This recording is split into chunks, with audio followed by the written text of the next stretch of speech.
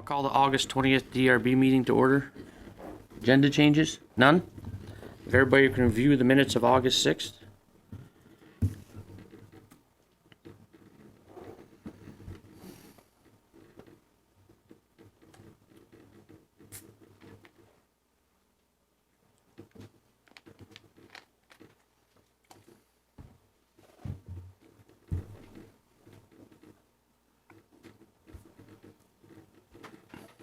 Board members have anything? I have no changes.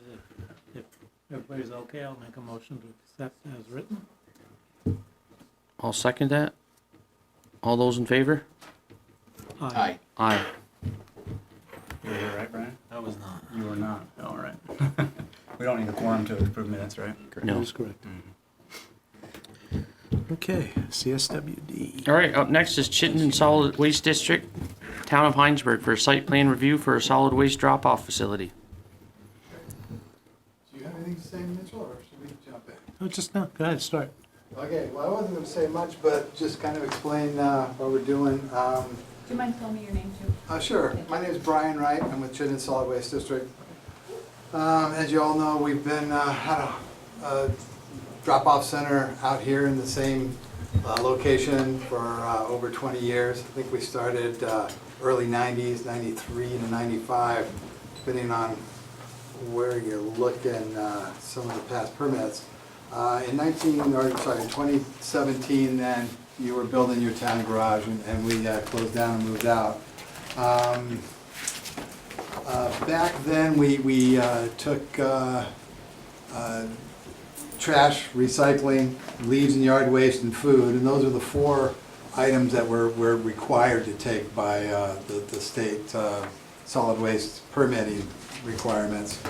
And on top of that, we like to take what we call special wastes, which are all the things that we don't want people to throw away, such as batteries and fluorescent light bulbs and mercury switches and motor oils and textiles, electronic waste, propane tanks and books.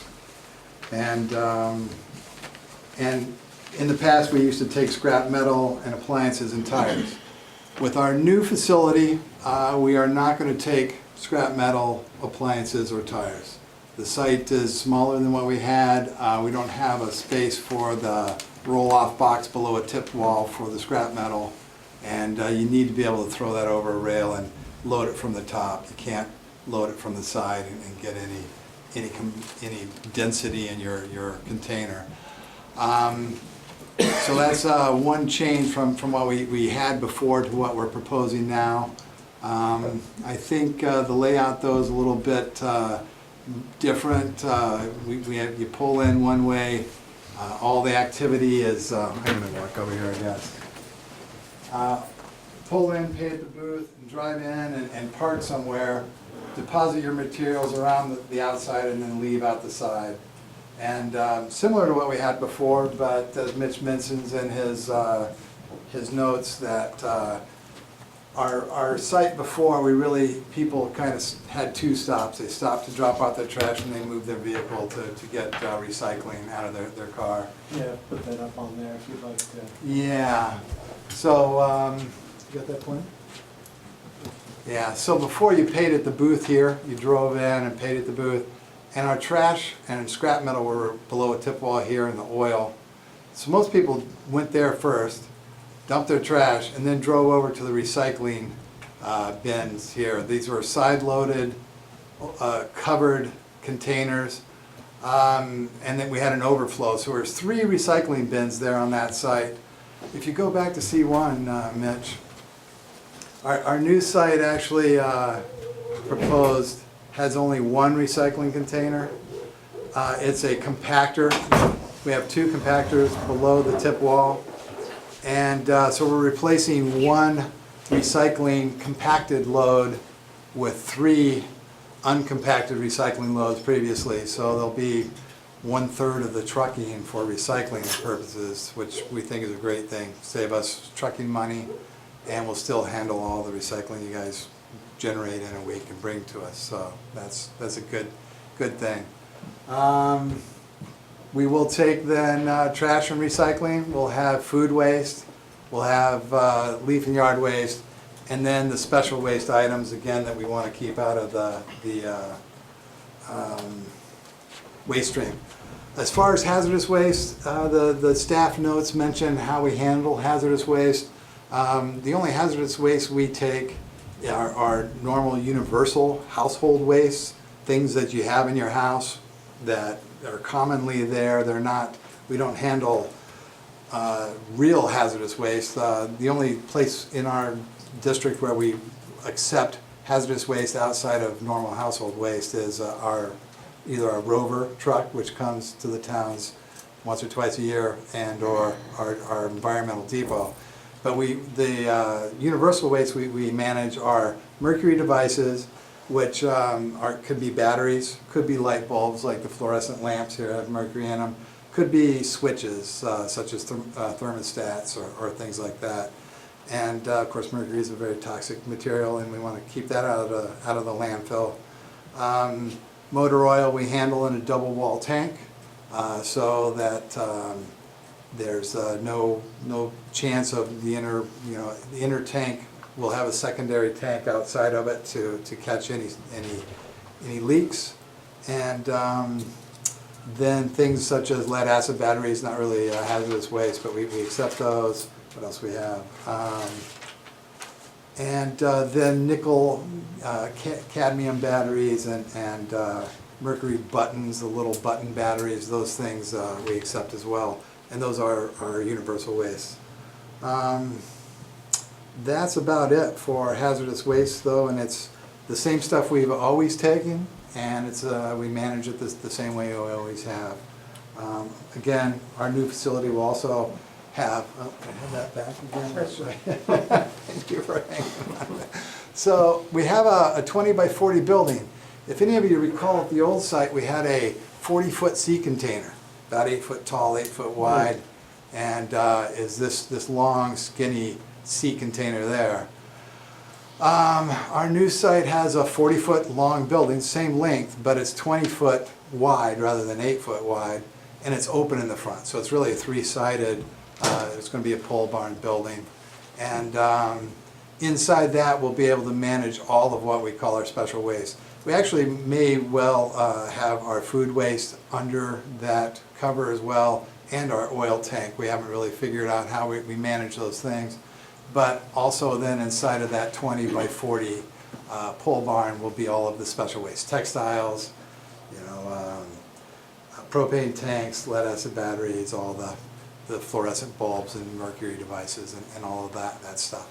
So it's about 2.5 times the size of our sea container. So we're excited about that. We kind of think this is the first of our next generation of drop-off centers. We haven't built a drop-off center in over 25 years. All of them are 25 years old, and this community is getting the first one we've built in a long time. So we're upgrading from sea containers and temporary buildings to more permanent structures. That's kind of where that's at. Everything will be paved, so the light gray area is all asphalt pavement. So anything that may spill on the ground will be swept up or managed with speedy dry and managed that way. We actually don't, we would have to report any spill anyway to the state. We don't have spills hardly ever. All of our materials are kept in a container. There's nothing blowing around. The compactors will be fully enclosed.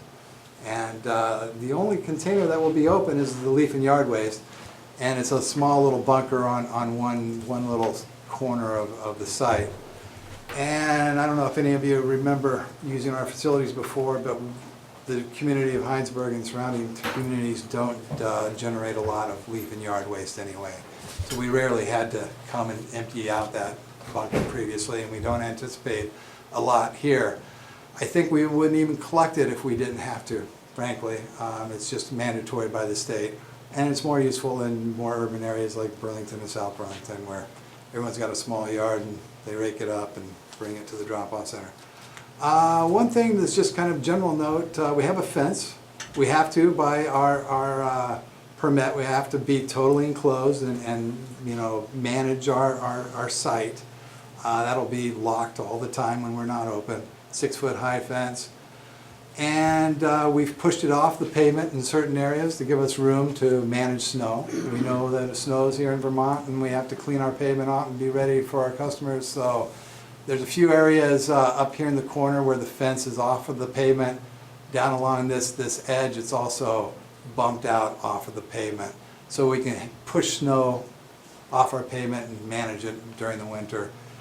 Give ourselves the room to do that.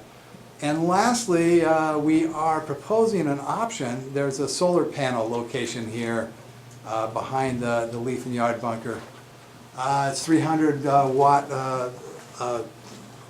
panels or solar array. That's as much as we generate, that's as much power as we use. So we could certainly go bigger, but we wouldn't get any extra benefit from the power company that way. So we're putting in a solar array that will cover our electrical use or our presumed electrical use. We are going to have 2 compactors run on 15-horse motors, so not really sure, you know, we can presume how much they'll use, but we sized this to use a little bit, or to provide a little bit more power than we historically have used in the past here. And we think that'll be a great addition if the price comes in to a place where our board decides that they're willing to pay for it. You know? So it's an alternate option, and I suspect, you know, a solar panel array this size is less than $10,000, probably more like 7 or 8, I'm guessing, and I'm guessing it's a no-brainer that we'll probably accept that addition to our contract. So can a solar panel directly supply heavy-duty motors like that, or you'll still be connected to the line voltage? We will be connected. And you're to line basically voltage. just We'll selling feed the back. grid, and then, yeah, we'll take off the grid. Because, yeah, you're right. We're going to be running single-phase power out here, but we'll transform it with variable frequency drives to 3-phase power to run those motors. So, yeah, we've got a little, for a 1-day-a-week site and a you know, limited site, we're putting a lot into our electrical needs just so we can run 3-phase power and compact materials and have that efficiencies with our material management, really. Just like to add, though, just a couple of things that we've talked about, just for the record. You mentioned that there will be no external lighting, but there'll be some internal lighting on some of the buildings. That's correct. So the booth will have lighting inside the booth. Obviously, the booth is right there. You pull up and pay. And this 40 by 20 pole barn will have 4 lamps in it, similar to these, probably 8-foot lamps, two bulbs 8 foot long. We only operate during the day, so the only time we really need light, for the most part, is, well, inside the booth, it's kind of enclosed, you have windows, but you'll need a little light. But in the wintertime, it gets dark about, whatever, 3:30 or so, and it can be dark at the time we're closing. So there's no outdoor lighting at all. All lights are undercover in a building. All right, so those are the only 2 locations you're going to have a light. That's correct. And the other thing you mentioned was that you're going to get a construction general permit prior to start? Yeah, actually, the existing construction general permit from your garage is still open and hasn't expired or yet. We're going to try to extend that one and just keep that going rather than you start over and get a new permit and see if we can do that. You got anything to add to that, Doug? Nope, no, it says, Yeah. Brian said it's valid till September 14th, I think, Yeah. so. And you mentioned that you're going to have a porta potty on the, for the 2, or portalette, Right. on the, for the 2 employees. That's correct. Where's that going to be located? Good question. We don't show it here. It will be around the booth somewhere, over off to the side, basically. So similar to, you know, on the old site, it was kind of over by the scrap metal. Yeah, I don't know. It was, but all of our facilities, well, not all of them, we do have 2 facilities that have bathrooms. but the rest of them we use portalets at, yeah. And we don't have any water or wastewater on the site at all. And you basically said that you've investigated and found that you don't need to do any upgrade to the state permit. We're in discussions with the state on that, and yeah, that's our understanding. So. And does that also include the capping of that well that is still there or active? What, a wastewater permit to cap the well? Well, I'm just saying, as far Yeah. as, do you need to do anything else as far as that goes? No, but we are gonna cap the well as part of our project, so, yeah.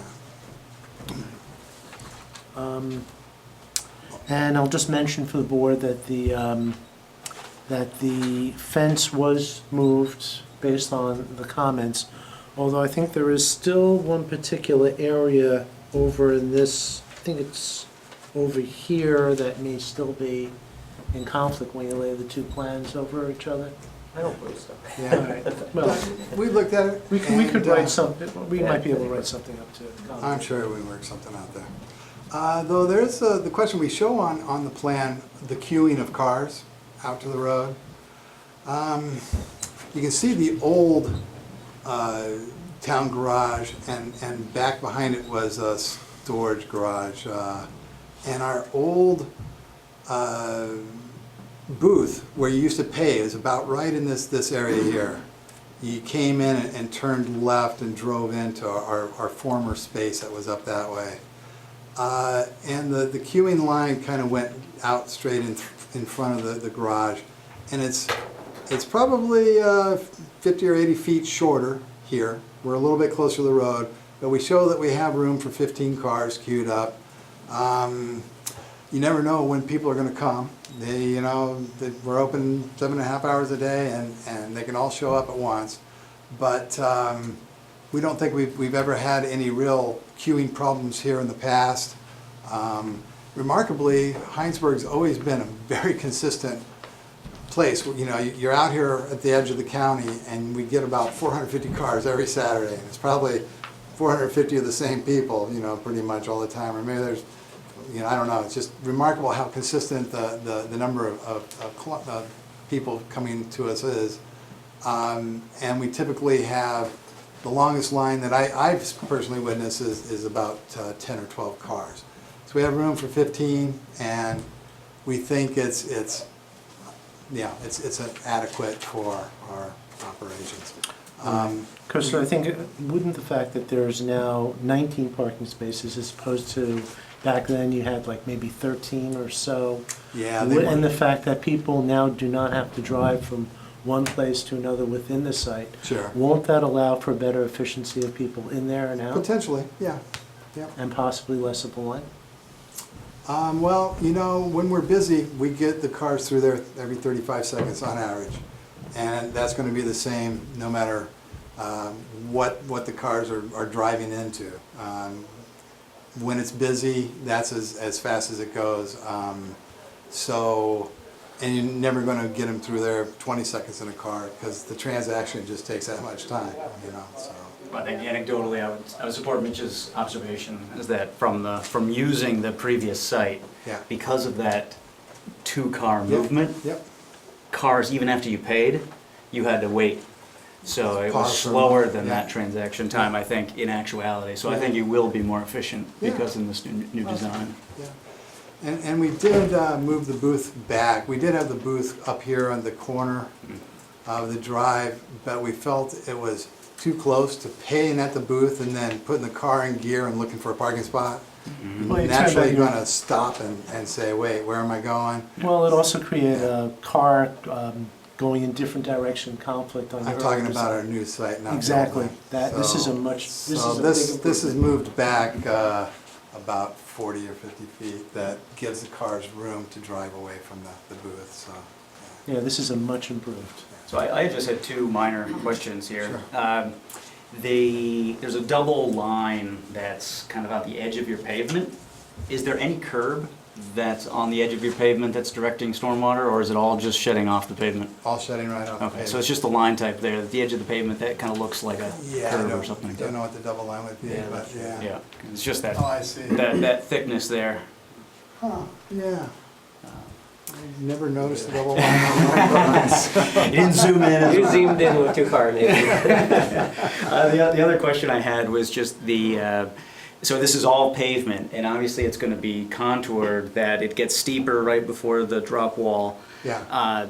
And you have the attendant booth, so obviously cars will be naturally inclined to go there. Right. But I'm thinking in a snow environment or difficult site, there's going to be this road striping, but where most of your sites, it appears you kind of have cones or some other delineators to say, go here, where it's kind of a free-for-all, if I were to look at this. Yeah, if we have problems, we can certainly put cones up. This is similar to our Richmond site, where you drive in and the tip wall's off I to haven't the been to that right. one, so, Y- right. And you know, People once go you're where- there, you know where the booth is, and the lines we feel will keep people in their lane to the booth, and I would once you're at just the be, booth, I don't know that you can go wrong, but. As long as there's clear evidence, I'd just be afraid of someone who's new Sure. going right into that 3-foot contour of pavement. Absolutely. If it's heavy, snow or something stupid, you never know what people do if there's cars queuing around. Yeah, So- we've not seen that problem in any of our other facilities. And again, if we have those problems, we can certainly set up cones. Okay, great. Yeah. Yeah, just a couple of other things, just since we discussed so many different things after the original submission of this. You talked about snow storage. I know that there's going to be some coordination you're going to have to do is with the town and the highway foreman and so forth as far as the fence. And but how much room beyond the actual pavement and areas do you actually need for snow storage? 'Cause What this- we show, it's about 20 feet off the pavement in a couple of spots. How much, Yeah, I know, you can't take the snow. Well, the thing with snow storage is you don't want to push it against your fence because you destroy your fence. So you want to have room to leave a pile of snow and not push it. If the wall were the fence, you'd want the end of your snow pile to land before the wall or the fence. You don't push it into it, or else you're replacing your fence every couple of years, and that's just money. So I think we have plenty of snow storage space out here. It's kind of by design. There's a tip wall here. So all of this will be below the tip wall, so you'll want to push that snow. You don't want to push it uphill. You want to just push it off into this area. And then up above, we have each side a little bit of room, so we can push to the left or push to the right.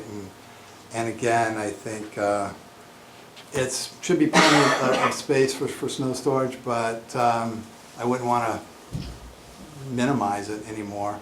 Okay. And the other thing that you mentioned to me today was the staging area.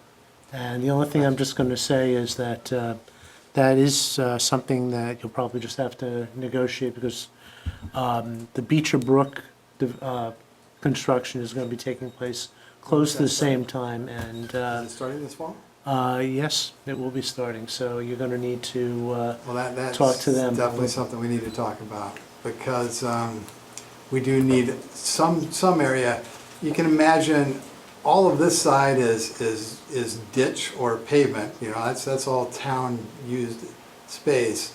And you can't build on top of yourself. You can't park your trucks and, move earth and do pavement underneath where you park your vehicles or stack your materials. So we are proposing that we have some space out here in the existing gravel area, 40 or 50 feet off of our planned pavement area to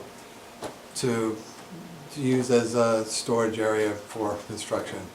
Be a place for workers to park their vehicles, or to park a piece of equipment when it's not being used, or to stack materials before you install them in.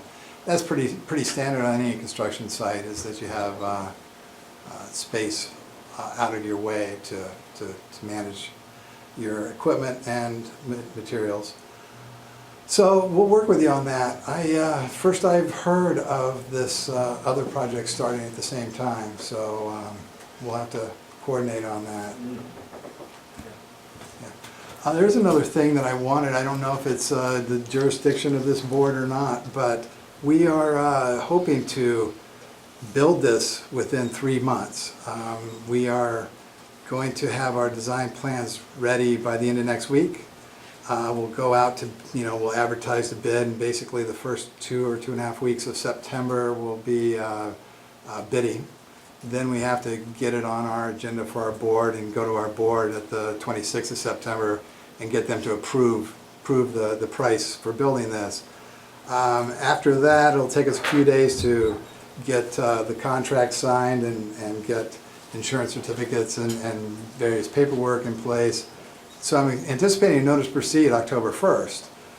Well, it starts snowing about November 15th, and the asphalt plants close down about November 15th, roughly.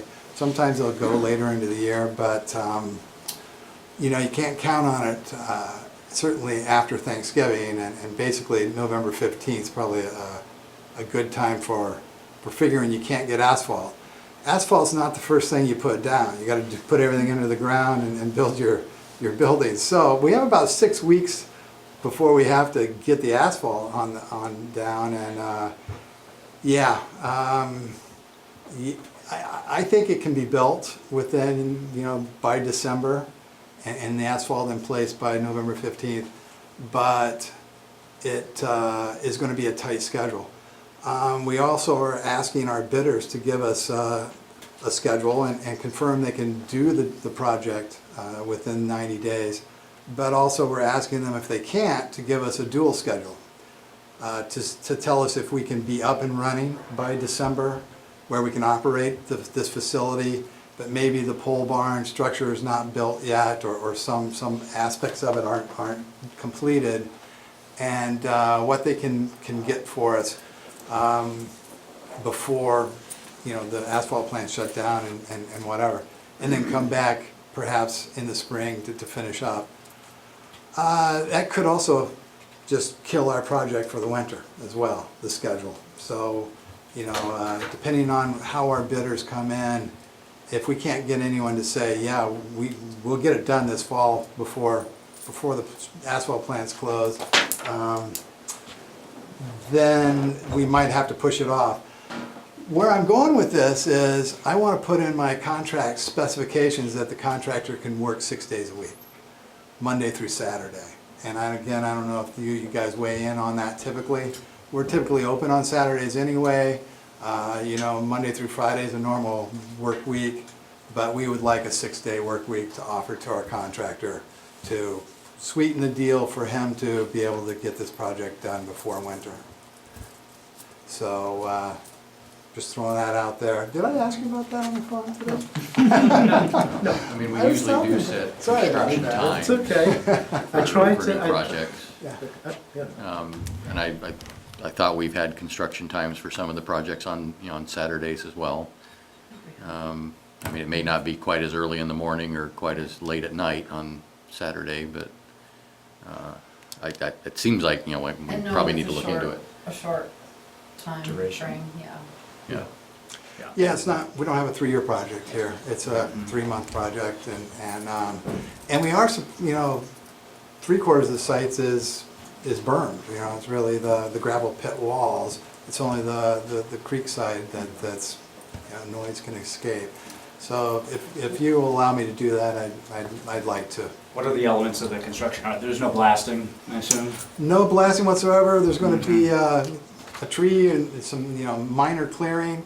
They'll have to move some dirt. Actually, they might have to take some dirt off site just to level the site or get it to the grades we want. We have a foot of stone that goes on our subgrade, and then it's paving over the top of that. Obviously, you got to get underground stuff in, your foundation for your booth, all the electrical conduits, and telecommunications and that.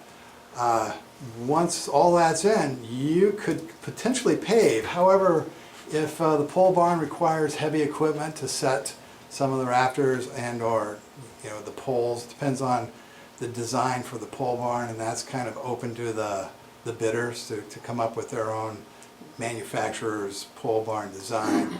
So sometimes the pole goes into the ground, sometimes it just sits on a concrete pier,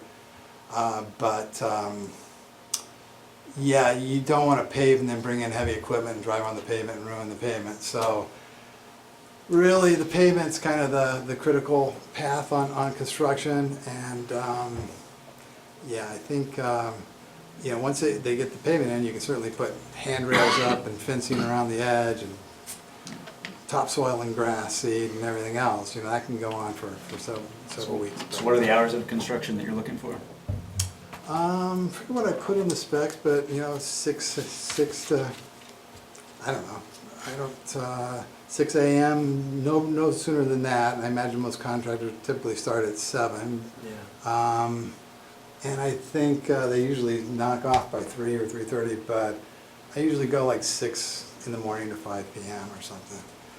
Nobody uses all the time you give them, but you like to give them a little leeway, but, 6 AM is too early, but we'll get back to you on that. yeah, that's fine.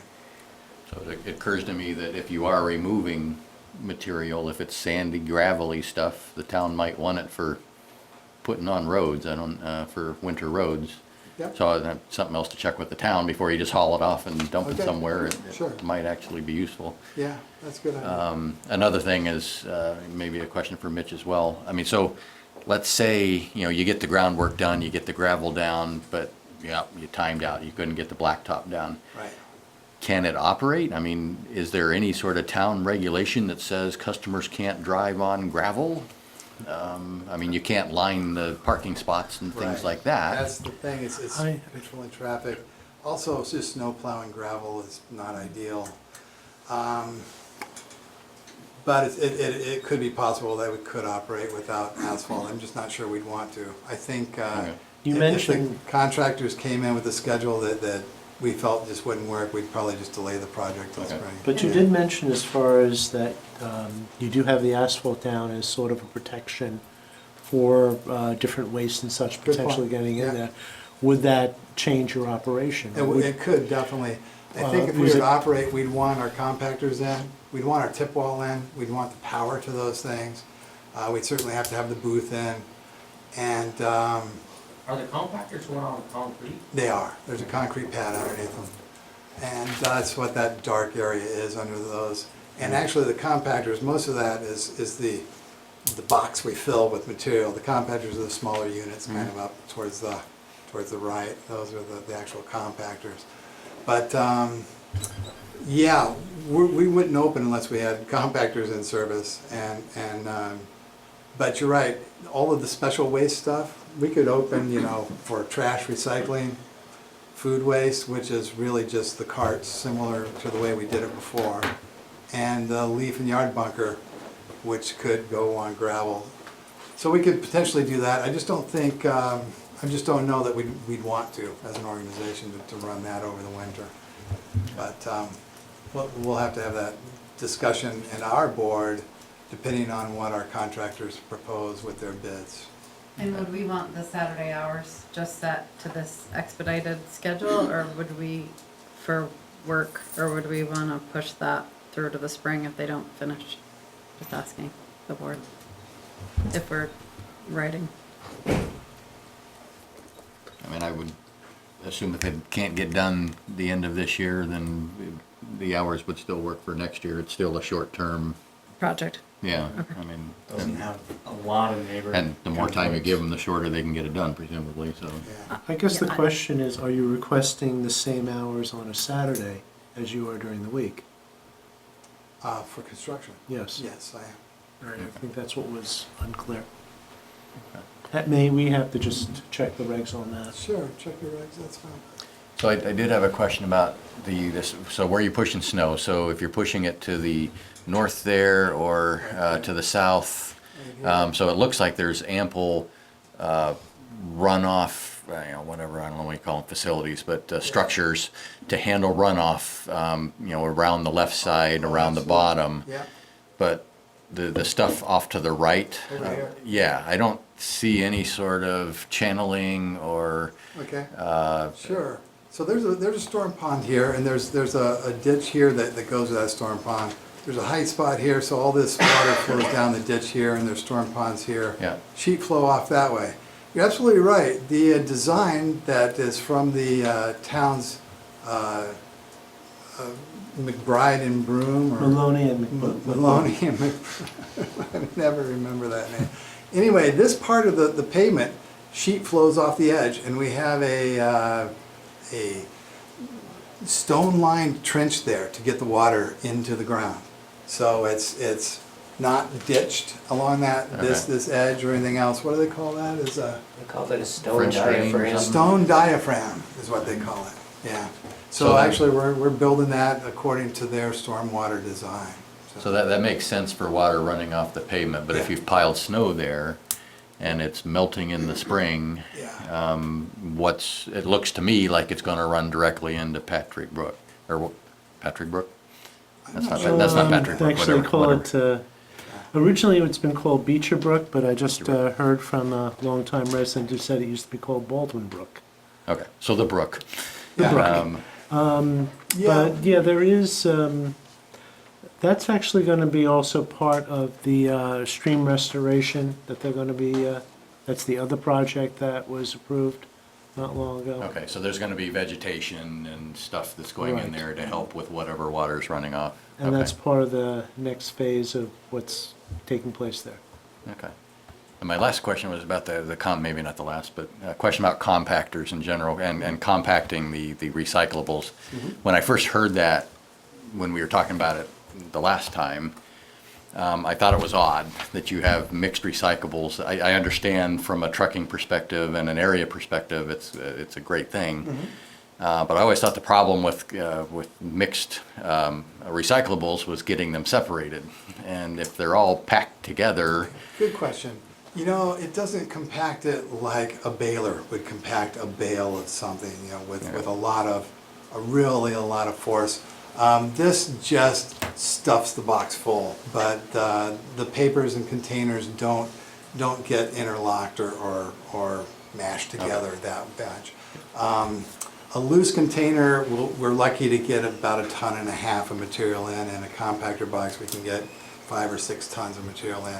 But it comes right out, and then in the processing plant, there's a lot of mechanical spinning wheels to fluff it up and separate apart it. again. So Okay. it's definitely not a problem Okay. for So I wondered recycling processing. if it was a new concept that in 2 years might decided that wasn't such a great thing to No, do. we've been compacting recycling for a long time.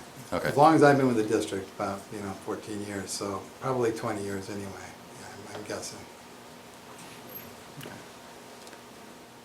And I guess we're one more. So next to the booth there, those are parking spaces for the employees? Employees, that's Okay. correct, yeah. Board members have any other questions before I open it up to the public? Anybody here from the public that wants to state your name, Public. please? My name is Linda Parent, and we're an adjacent landowner. Okay. Right across from the site. Yeah, right over Yes, there. the corner. Yeah. Actually, it was my mother-in-law's property. She passed away at the end of last year, so my husband and his brother are now owners of that property. So we have a couple questions. We've lived there over 30 years. There's been a town garage there. The landfill was there prior, and then the recycling center. There's a lot of traffic on that road, on the dirt road, especially Beecher Hill Road, on Saturdays. Mhm. It is noticeable. So somebody did say it was 450 That's yesterday? pretty much what we get every weekend, about 450 In vehicles. Hinesburg, in the Hinesburg. At our drop-off center in Hinesburg, yeah. So I think, just a couple of our questions were to verify that it's only gonna be a Saturday operation. That's all we plan on starting, and it's all we have an agreement with the town, that's all we've asked for the town in our application. We're interested in perhaps having a second day, and that day would likely be a Wednesday, if we were to open. I think the reason to do that is to maybe try to, I don't know, maybe make Saturdays less busy and try some different things, maybe open for half a day rather than a day. We're not starting there by any means. It would be a whole new amendment to our approval to come in and say, hey, we'd like to try a second day out here. We are going to spend some time over the next year. We have spent time in the past year or year and a half trying to look at our system from a big picture and decide, you know, they're all 25-year-old, we need to upgrade our facilities. Really, what do we want to build going forward, and what should they be? And should we change our hours, and should we change our days, or try to do things other than, you know, build infrastructure, but, you know, have operational aspects that could change, you know, or help us in some of our traffic problems. That we started doing that, and it just kind of overwhelmed our board. We have a lot of other things with compost and recycling happening right now, but I think it's coming back up to the front burner, where over the next year we're going to be taking a long look at all of our drop-offs and deciding how to invest in them, and looking at the days and hours of all of our facilities. There's some of our drop-off operations operate for 5 days a week. So, I mean, you know, you're not going to open for 6 or 7 probably, but some of these outer county facilities, maybe an extra day is something we'd be willing to do. So when you have the vehicles in the queue, Yep. which will be on the road that now goes to the town garage, we do really live, we can Yep. watch the cars. Oh, I believe that. They're lined up. Yeah. So if they're then lining onto Beecher Hill Road, which it could the whole day, no, but at times, Yeah. do you have any plans for traffic control? Do you ever have any situations where you would need personnel? No, we so far have never had to deal with traffic control in that situation. Have you ever seen it back down on Beecher Hill Road in the past? To the north end, to the North Road part. Yeah, I mean, in the early mornings, In the where it early used to morning? be, because it was right in the front of the site. Yeah. And before it opened up, so before the gate. Before the gate opened oh, and stuff. okay. So you the would have gate's out people by the lined up, road, you know, yeah, but it would okay. go up. Yeah. I was reading the letter from the Borises who Yep. front Beecher Hill Road. Yep. And their issues with the traffic on Beecher Hill. Mhm. It's I mean, everybody knows the road. It's a tough road. It gets a lot, and it does get it, on those Saturdays, it is very noticeable. Mhm. I was looking at their letter and just, their suggestions of signage at the bottom, of not using Beecher Hill as the primary, as having 2 ways going in, coming in off of North Road. Mhm. Is that anything that Yeah. anybody's looking at as far as with the traffic on that dirt road? Yeah, I don't know if the town has an opinion on that. CSWD feels like we don't have jurisdiction over the roads. Yeah. We don't want anything to do with closing roads and managing that. So that would be difficult for us to accept. However, I don't think it's a bad idea. I just think it has to be the town that has to say, yeah, we want to have I this mean, local traffic only. I hadn't and we're really gonna thought manage about it until Yeah. I read it in their letter, and I think they're saying the same thing. I mean, Yeah. it's been there, and everybody wants the recycling center there, Right. but it is in a neighborhood. Yeah. So, everybody wants to be happy with that. Sure. Just as considerations for the road, for the wear and tear on that dirt road Mhm. particularly. Yeah. Yeah, our point of view is that, we want the host community to provide us a spot for a drop-off center and reinvest. This is gonna be a $400,000 or more dollar job. We're willing to put the money in and operate it at no cost to the town. But, part of the deal is that the host town, works with us on Well, these and I key guess that's the challenges, question, yeah. whether, Yeah. who it goes to. Right. It's just a question. Yeah, I don't know. If that's, anything that's been under consideration, or if it seems like it's an issue for the town. I mean, I assume that's something only the select board could weigh in. I know the DRB doesn't have any Yeah. ability to close roads. Yeah. Or recommend closing roads, I don't think. So I think if the neighborhood wanted to go to the select board and suggest it, then maybe they could do something about it, but that's, I think, out of our purview. Well, I think even if you just had a sign suggesting Well, I going was the gonna other say way, not close the road, but suggestion. just, Yeah. I think a lot of people would abide by it. Yeah, yeah, I'm not against any of those ideas, I just don't think CSWD wants to be the people implementing those Right. plans and managing that, so. Maybe a nice skull and crossbones before you go any further. Yeah. Yeah. Thank you. Yeah, Right. thank Anybody else?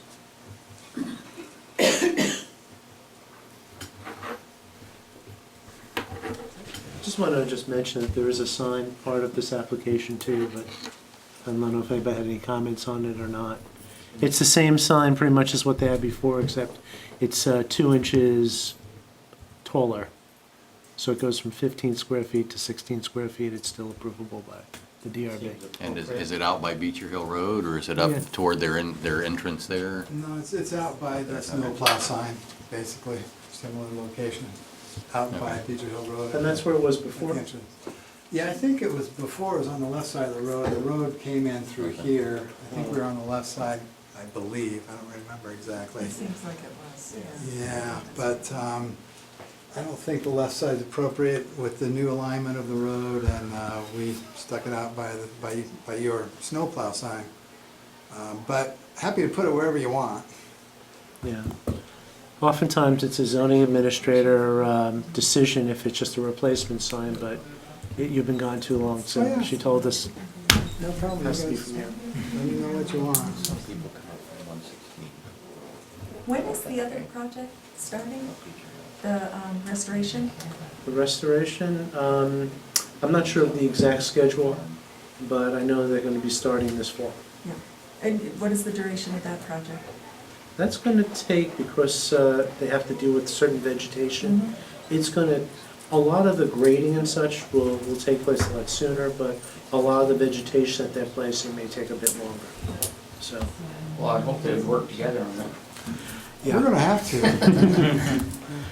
Yeah, and that's why it's like, it's really, again, we talked this morning about this, something that just needs to be coordinated with the town.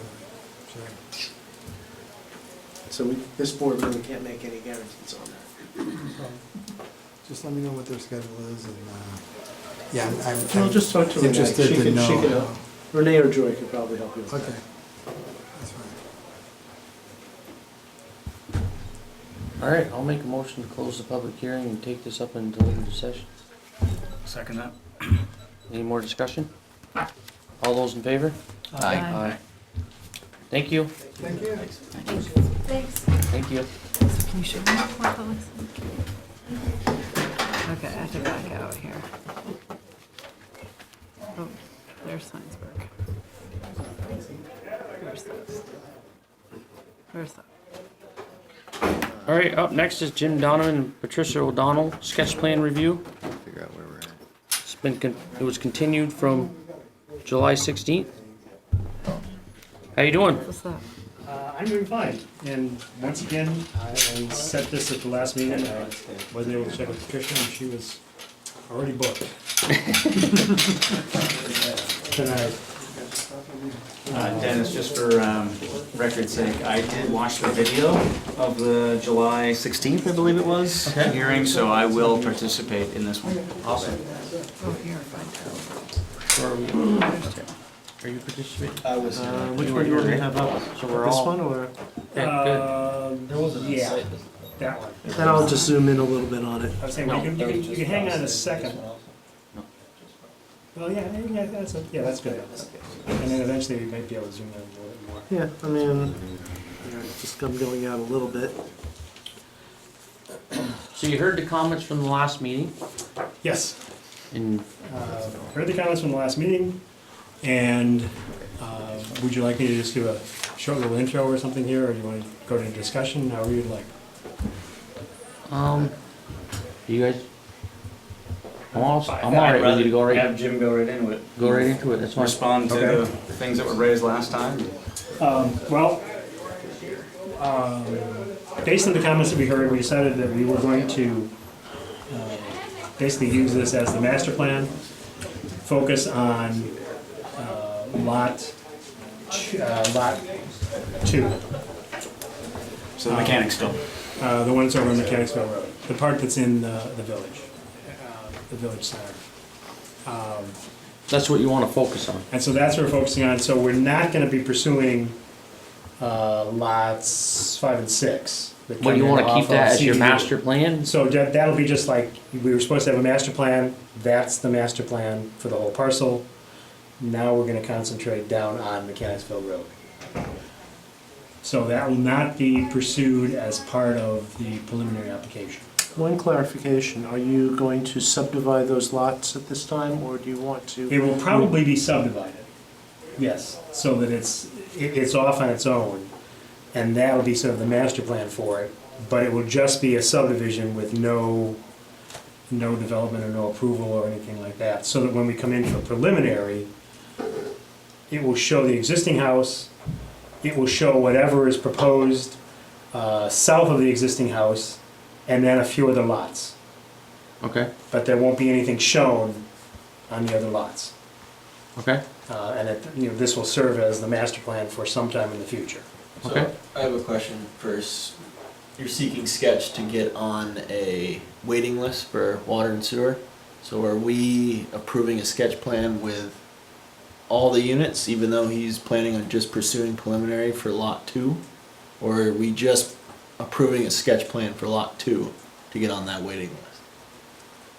From what I'm hearing from him say, I would imagine that what we're approving is a sketch plan for Lot 2. Yes, That's it. that's what we're It's a anticipating. subdivision. Right, but are we also Lot approving the 5. lot 1 where you wanna have the Well, CSA and lot 3? that's some of the comments I have. Okay, Whether we might still have lot 1, and I'll tell you why. But we are not gonna pursue, at this point, we're not gonna pursue either the CSA or some community garden or anything on that lot, based on the comments that we heard last time and some more research that we did on the lot. We said, okay, fine, we won't worry about that right now. So that's just gonna be open space. So that's gonna be open space, whether it's open, and Or better yet, maybe not open space, just not part of the sketch plan? so those 3 lots will be subdivided, right, or are you gonna do it all under one? You know, 1, 2, and 3? right, we see two options. I'm sorry. Yeah, we see two options. We're definitely going to be subdividing lot 3 From what? from lot 2. Okay, So the existing house will be on its own lot. okay, Lot 1, as shown there, is either going to be merged into lot 2, so that it's all part of one larger parcel, or where we have contacted the select board but have not had heard anything back from them, and I've got some more information on that here, about lot 4, which we propose as a donation because a good portion of that is shown on the current official map as a park. okay, And that if for whatever reason they want to have a parcel that joins out towards Mechanicsville Road at both ends, we can make a small link on the southwest side there between current lot 4 and lot 1. so what did lot 3 consist of? Is this Lot 3 existing- consisted of the house and the 2 barns. But you said you're gonna subdivide that off, Yes, Off from lot 2. from lot and 2. what will that be, It- just it the will 2 have barns? It will have the 2 barns and the 3 units in the It'll house. still have the house, the existing The house, existing the house. apartment, the existing. Existing Oh, I apartment see a building. dotted line, I got it. Yeah. That's just, okay, sorry, It's Alright. the thicker line to the. Yeah. okay, Yeah, the one through the middle is the street. I'm on the same page now. Okay, So, did you get the pointer to work? No, No, unfortunately. okay. We never Then have just a up there in the working corner, I'll use the arrow. the arrow, linking lot 4 to lot 1, sort of Right right over here. there, if the town at all is interested in having it. We could make it all one donation to the town. If they're not, then it would go in with lot 2 and just be part of, that. Like 1 and 2 would become one lot. okay. Something Mitch can probably answer later, so we don't need to spend too much time. But in terms of your density bonuses, is there any problem subdividing it now and realizing later some of the density bonuses for the overall? If the decision is written as such, taking the entire property as a whole Mhm. and saying that this is where it's going, then it's not an issue. Okay. If you were to just subdivide and not prepare How much density for. bonus are you getting from with the riding on lot 4 and 5? Can I I'm go sorry. through what some of the points here, because I think I can clarify some of those things for you? I just didn't get the question. I just said, how much of a density bonus are you getting on lot 2 based on lot 4 and 5? Actually, you're not getting any. Well, potentially one. Well, actually, it depends on whether you go to the select, Select board. maybe you should answer that as far as the select board thing. Right. So, in terms of density bonuses, I'll address that one first, and then I've got here what else we're thinking of. The current regulations say that when your parcel is divided between two districts, you can't get a density bonus from one district to the other, except for infrastructure. And it says you can for infrastructure. So we're looking that if the town is interested in Lot 4 as a park, because it's shown on the current official map, and there's a park at the top, Lot 4 or Lot 1? No, Lot it's 4. Lot 4. Lot 4. So This is there's- what, we proposed that last time too. Okay. We It's said sort of there were one like, of two things. but what you're saying here today is it's lot 4 and possibly lot 1. Well, no, the bonus, that would be irrelevant in essence. Okay. We're looking at Lot 4. If they decide they want Lot 1, fine, but the bigger part of it is actually the current riparian park that's shown on the official map is all the way through Lot 4. And then there's the proposed park on I can't remember if that's on the official map now or it's on the proposed map. It's definitely on the proposed official map, a park up at the top. And so we're saying if you're interested with the park, connecting those two parks, that hillside we would have as part of Lot 4 and donate that as well.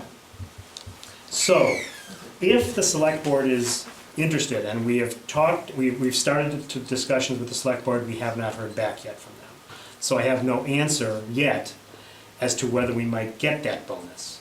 So I don't know yet. And I could do, you're like for 1 unit of bonus.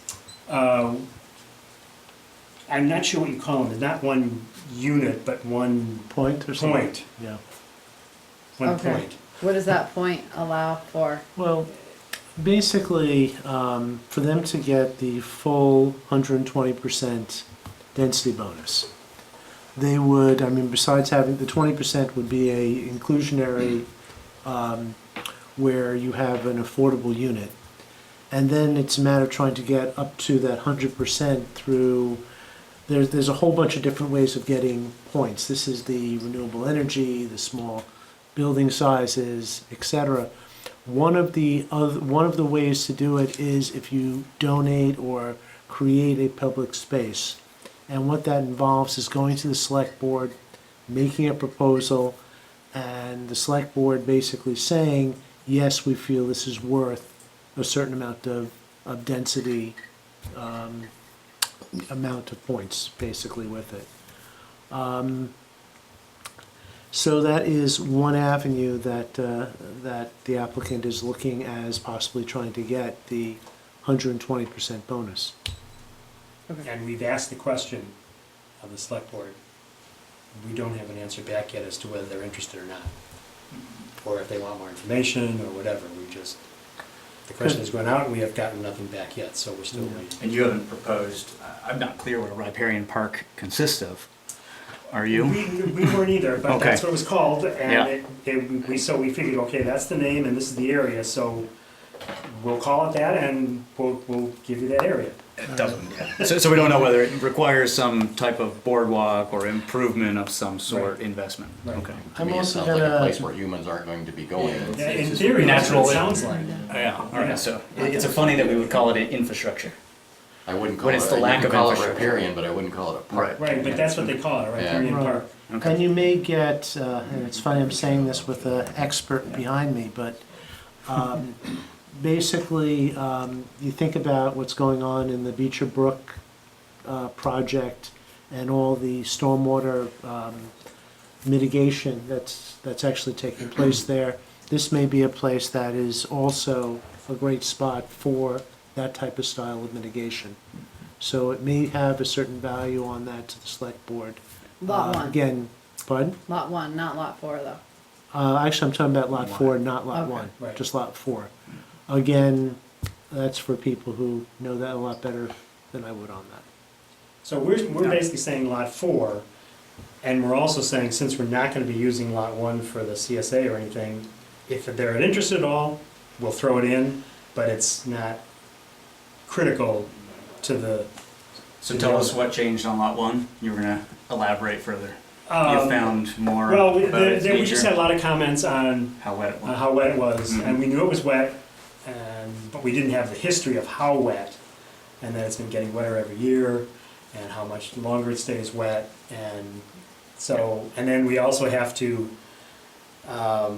verify that, say, a community garden would qualify as agriculture, because agriculture is allowed in a wetland. So we just decided, well, we just don't have to deal with any of that Mhm.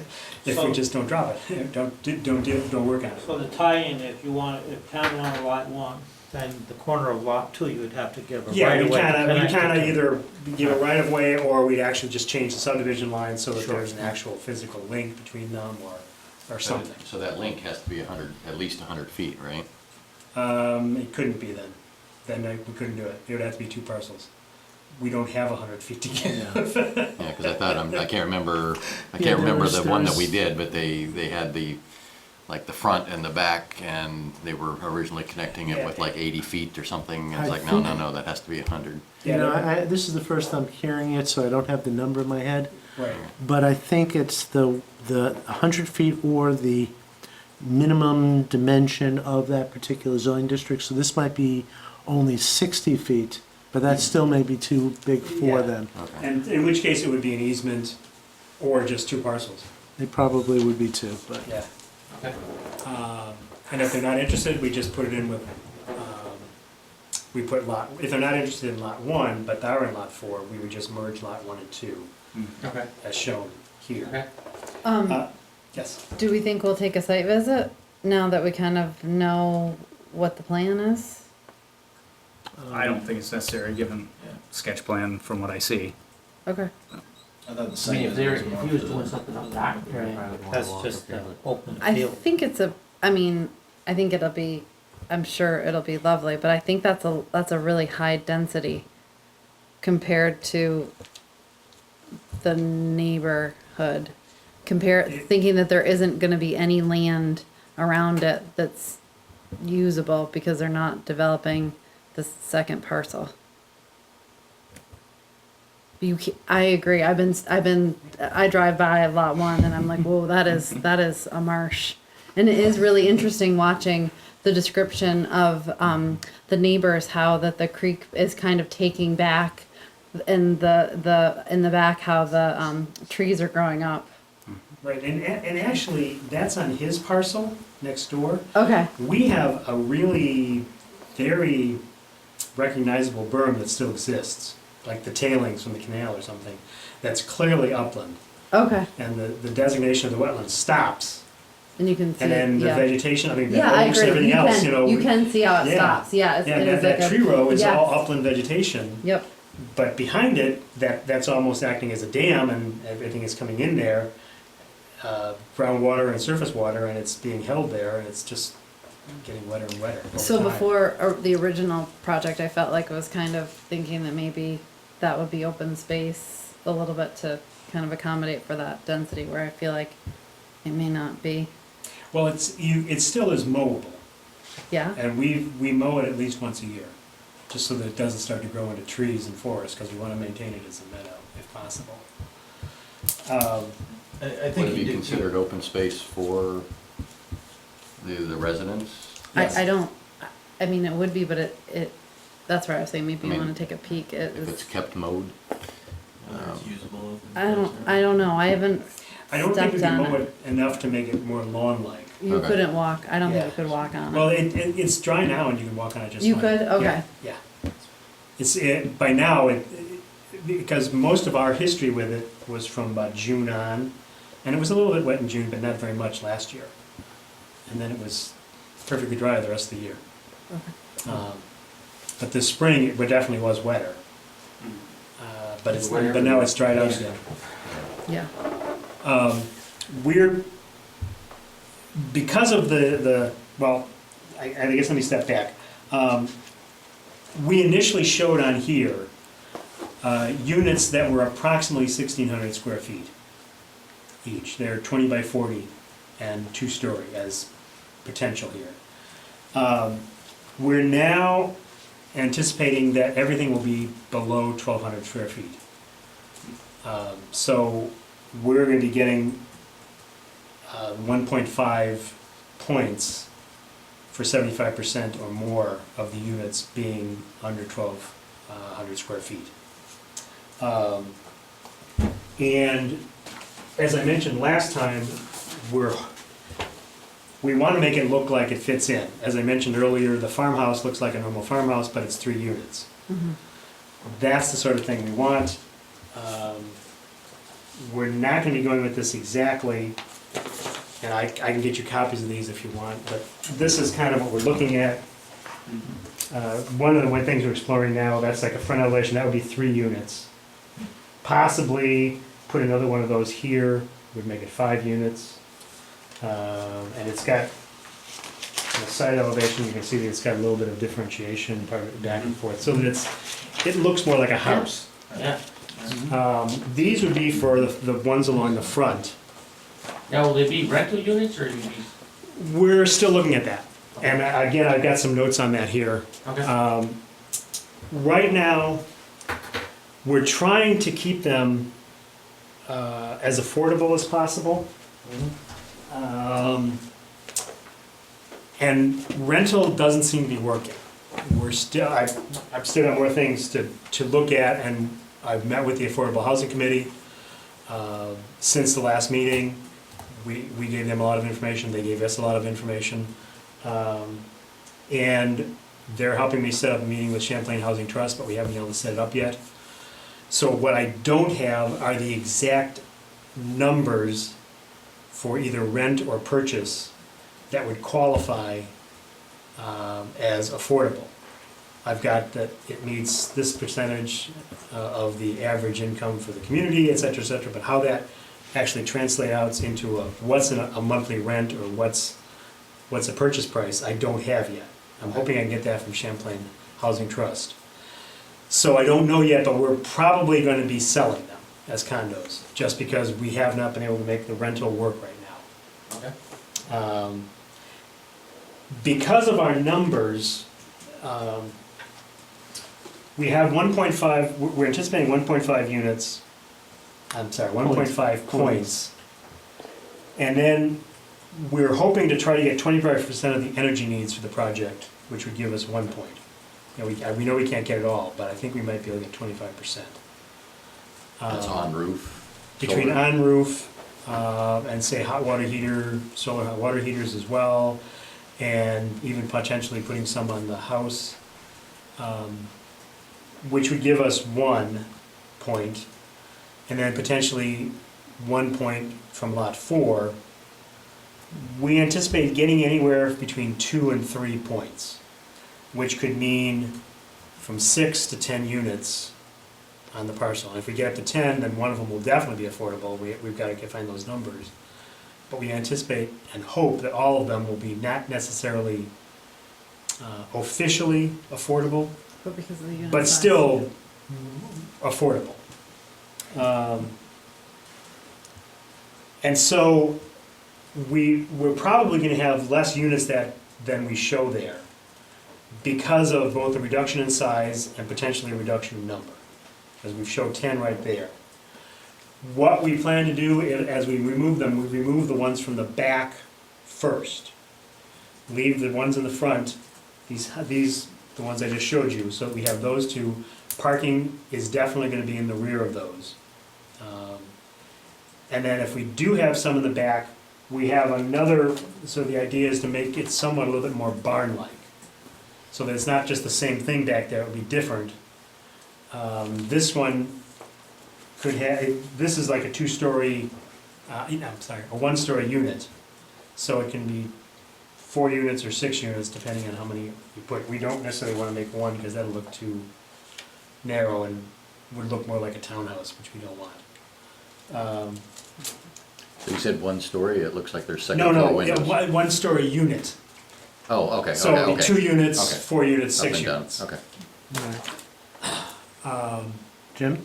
Yes. I think I mentioned this to you before, I'll just, if you're thinking of reducing units, if you can't get the full 10 units on that particular lot to give you 13 total, which is what you'd max out with 120% bonus. With the 100% bonus, which you can get with a total of going with 12 units, Right. if 5 of them are affordable, you can do that through the inclusionary zoning just by itself. Right, but see, I don't know about whether they can be affordable units. Right, or if that will work. That's my question, whether I can make them affordable. Now, there won't Because- be any garages? Right now, we're not anticipating any, but if we end up with, say, we said 6 to 10, if it might only be 6, we may end up putting a small, something like this, but it would be a garage in the back rather than, like, it could either be, it might be open or it might be an enclosed garage of some sort for 1 or 2 or all the units. And of course, less parking if you're, Right, yeah. That was, and I know we're at sketch, but you can't really add parking after depending on units, but there wouldn't be really any overflow. I mean, I see there's probably 2, I counted like 2 in this, because there's 10 units, there's about 2 spaces per unit. Do you have an idea of where any kind of like overflow parking would there be any, because you can't really park on the Mechanicsville Road right there, so there's not really Right. any place to have any extra parking. That is a good question. My bet is I will be able to find some as I'm reducing buildings. Right, but I just, if you, But just to if keep I- that in mind, if you got the Yes. maximum amount of buildings, I know we're at sketch, but you probably would wanna think about that. An architectural comment. I'll wait for you to. Thinking about the housing style and the type, I'm just thinking of my experience on Green Street, looking around, is that there's a lot of bikes and other things. Storage is a concern for smaller units, and so whether there's an ability to put some sort of a structure or room within those buildings that would accommodate stuff that households have. Okay, Because I saw those porches are pretty narrow, or they're not even a porch and they're a door into a building that would access 2 units, That's one of right? the things we wanted to change on this. is Okay. we don't like that. Okay. That was our exact thought too. It's not very inviting. Is it pretty steep behind, on lot 3, behind the farmhouse? I've never been behind there. No, So it shows like the grades tight together, but that doesn't mean it's steep. it is, it goes out and then there's a drop of about 10 to 12 feet. That's fairly steep. So it's clearly defined where the edge of the river is. Oh, okay. So the river channel is very well defined. And so that drop is the edge of the river channel. There's a little bit of room there. So I was thinking, what, Pardon me? 2 foot. so it's 8 foot Right. drop Okay. there maybe. I was thinking what Sarah's comment earlier about open space and play space for the residents. We are near CVU, we're not that far away from other locations in town, but it is going to be the higher density location, kind of isolated. So I think I would express interest in trying to find ways to either have easements or ability to Yeah, that's what I was find thinking, some cross-lot Right. recreation options, whether that's a small play structure or at least some level grass to play. Passive even some recreation. road Okay. paths or Yeah. something that wander around and not that lot, whatever. Yeah. 'Cause I think of the Hinesburg Center. So it's a very dense development, and, one of our concerns was green space, trying to find enough, area for people to, leave their house without walking a mile to go find a playground or something. Whether or not it's a place for them to put a garden or a place just to have a swing set or some walking paths or whatever. I'm wondering if that, maybe even toward the front of it, toward Mechanicsville, if the back of it is wetter. I'm assuming it gets wetter as you go toward Well, he's kind of Actually, saying he's right up again, to it's that, clearly limited. You can see where the Yeah. wetland line is. right there. And then there's the slope, and then Okay. we've got setback. So the setback area is lawn now, and can be used and it's level. It's just we can't go into it with development. Right. So there will be lawn areas around it, and the idea of cross easements, because there's a nice large, not large, but there's a fairly good sized lawn behind the fence for the existing house. And then there is lawn area around the back of the deck there on the existing house. But there's not as much because, as you noted, the river sort of moves in close to the back of the house. So you could make lot one a little bit smaller and add some Well, uses if you don't. It's more of the usability of lot one. What's that? It's the wetness of lot one. Yeah, it's more the usability. I don't think lot one is all wet. Well, it technically, the wetland line is, you can see it right there, everything. Is to the that side of dark that wetland line, right? That's right on the edge of the parking lot. Yeah, Yeah. This line right here. yeah, that's the edge of the wetland, and everything Mhm. on lot one is wetland from there on. So there's some space there that kind of overlaps in lot one on the western side, Right. you know, up. So that's a fair amount of space, probably 80 feet to the I guess to our left, to the south of the buildings. That's gonna be a Right. grass But it falls in the space. buffer too, so I've gotta watch what I'm doing. Can you fill in there? No, you cannot. Okay. So is Or it I like, need is to it- get a permit to fill in Yeah. there. Well, so even if it is just lawn, you know, I think it's something to Yeah. consider for, Well, it's For- just, Yeah, it's so gonna, I've made a note about that though. it's gonna be wet, right? Play space, Yeah. Is it class 1, class 2, class 3 wetland? class two, Okay. because it's hydrologically connected, even if it isn't physically connected, and it might actually be connected going through the next lot. If he says that the dike is broken through on his lot, then there could be a physical connection as well. So I have I can't remember if Brian said it was lot, I think Brian actually said it was class two. Brian Tremback from Limmer and Dickinson delineated it this spring.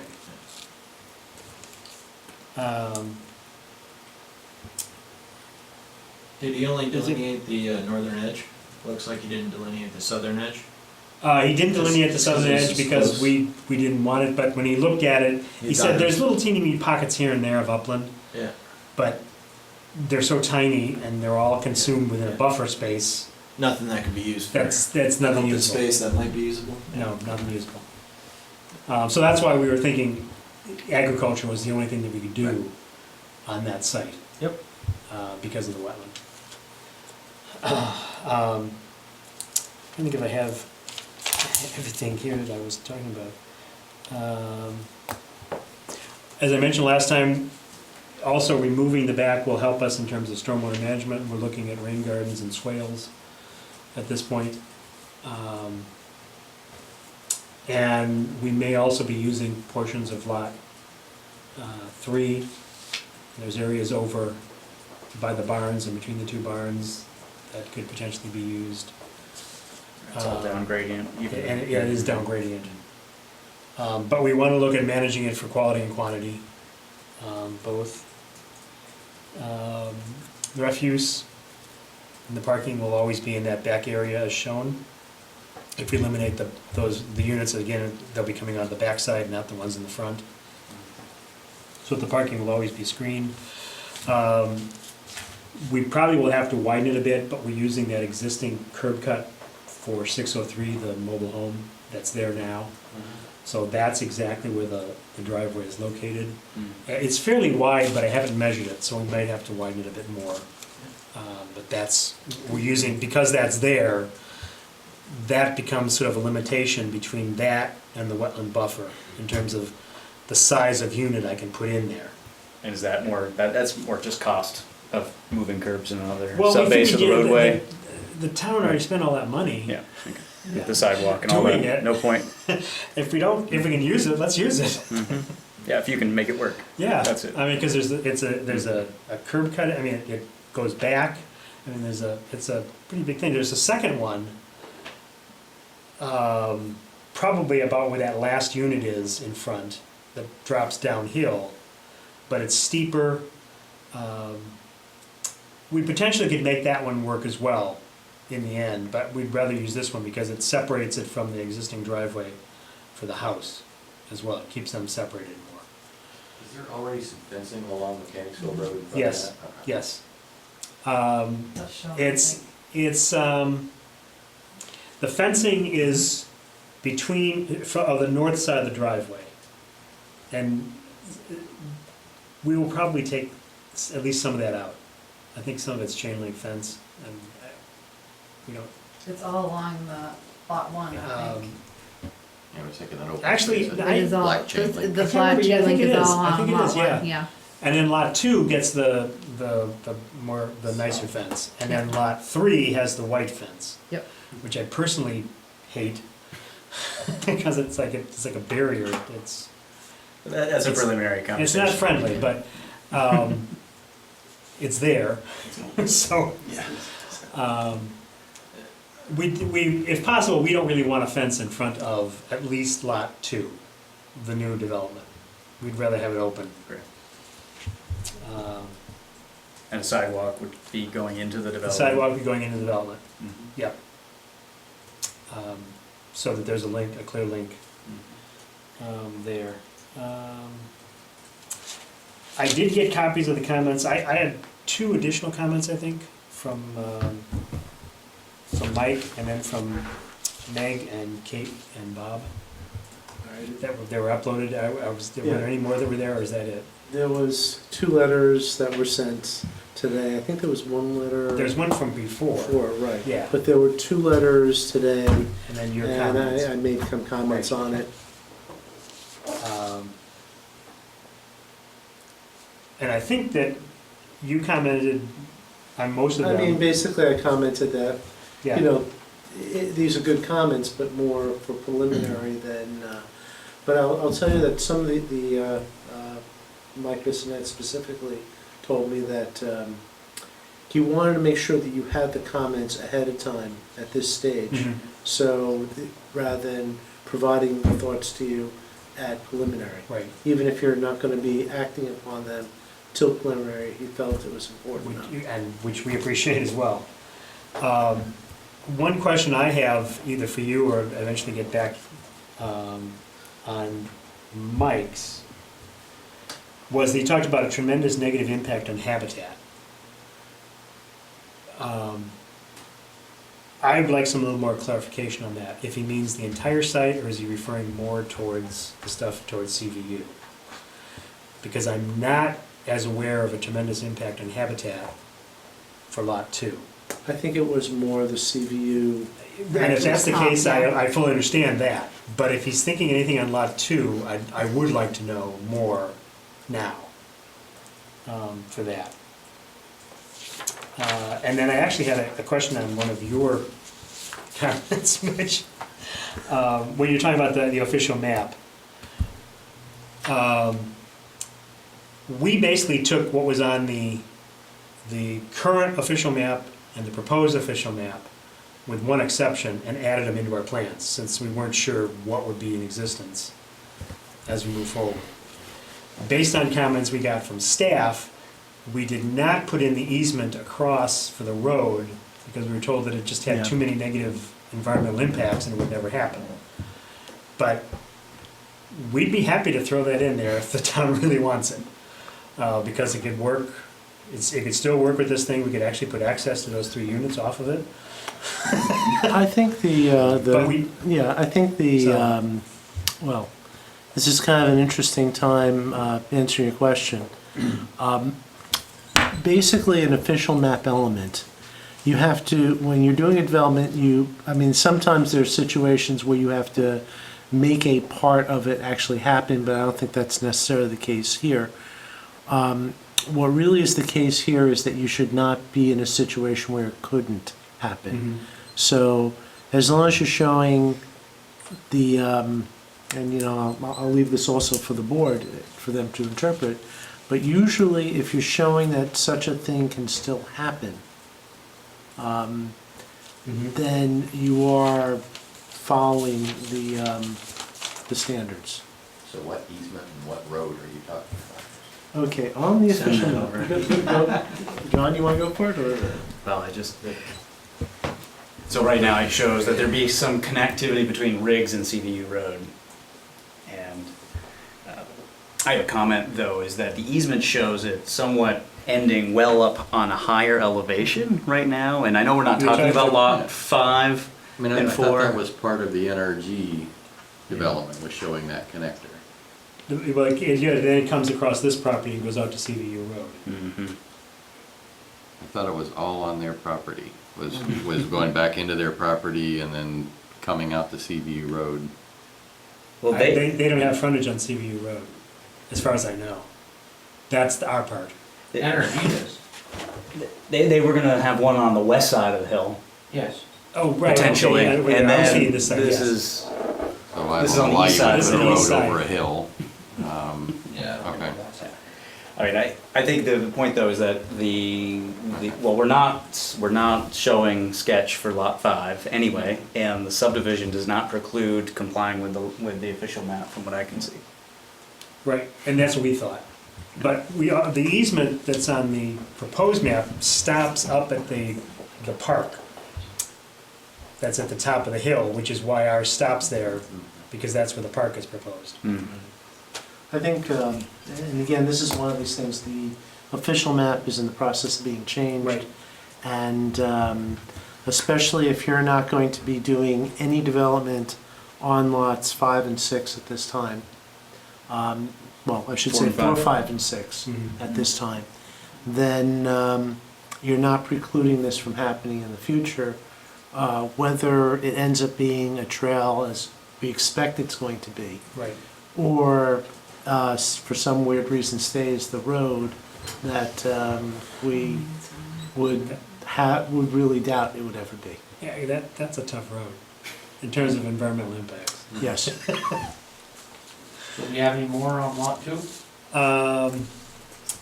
I think, I don't have any more in lot 2, but I'm very open to seeing what comments you have, or if there's other questions you have,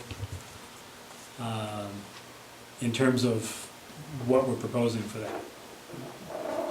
So I have a question, Mitch, if he's still pursuing bonuses, if we approve a sketch plan of, I assume we'd approve it with 10 units?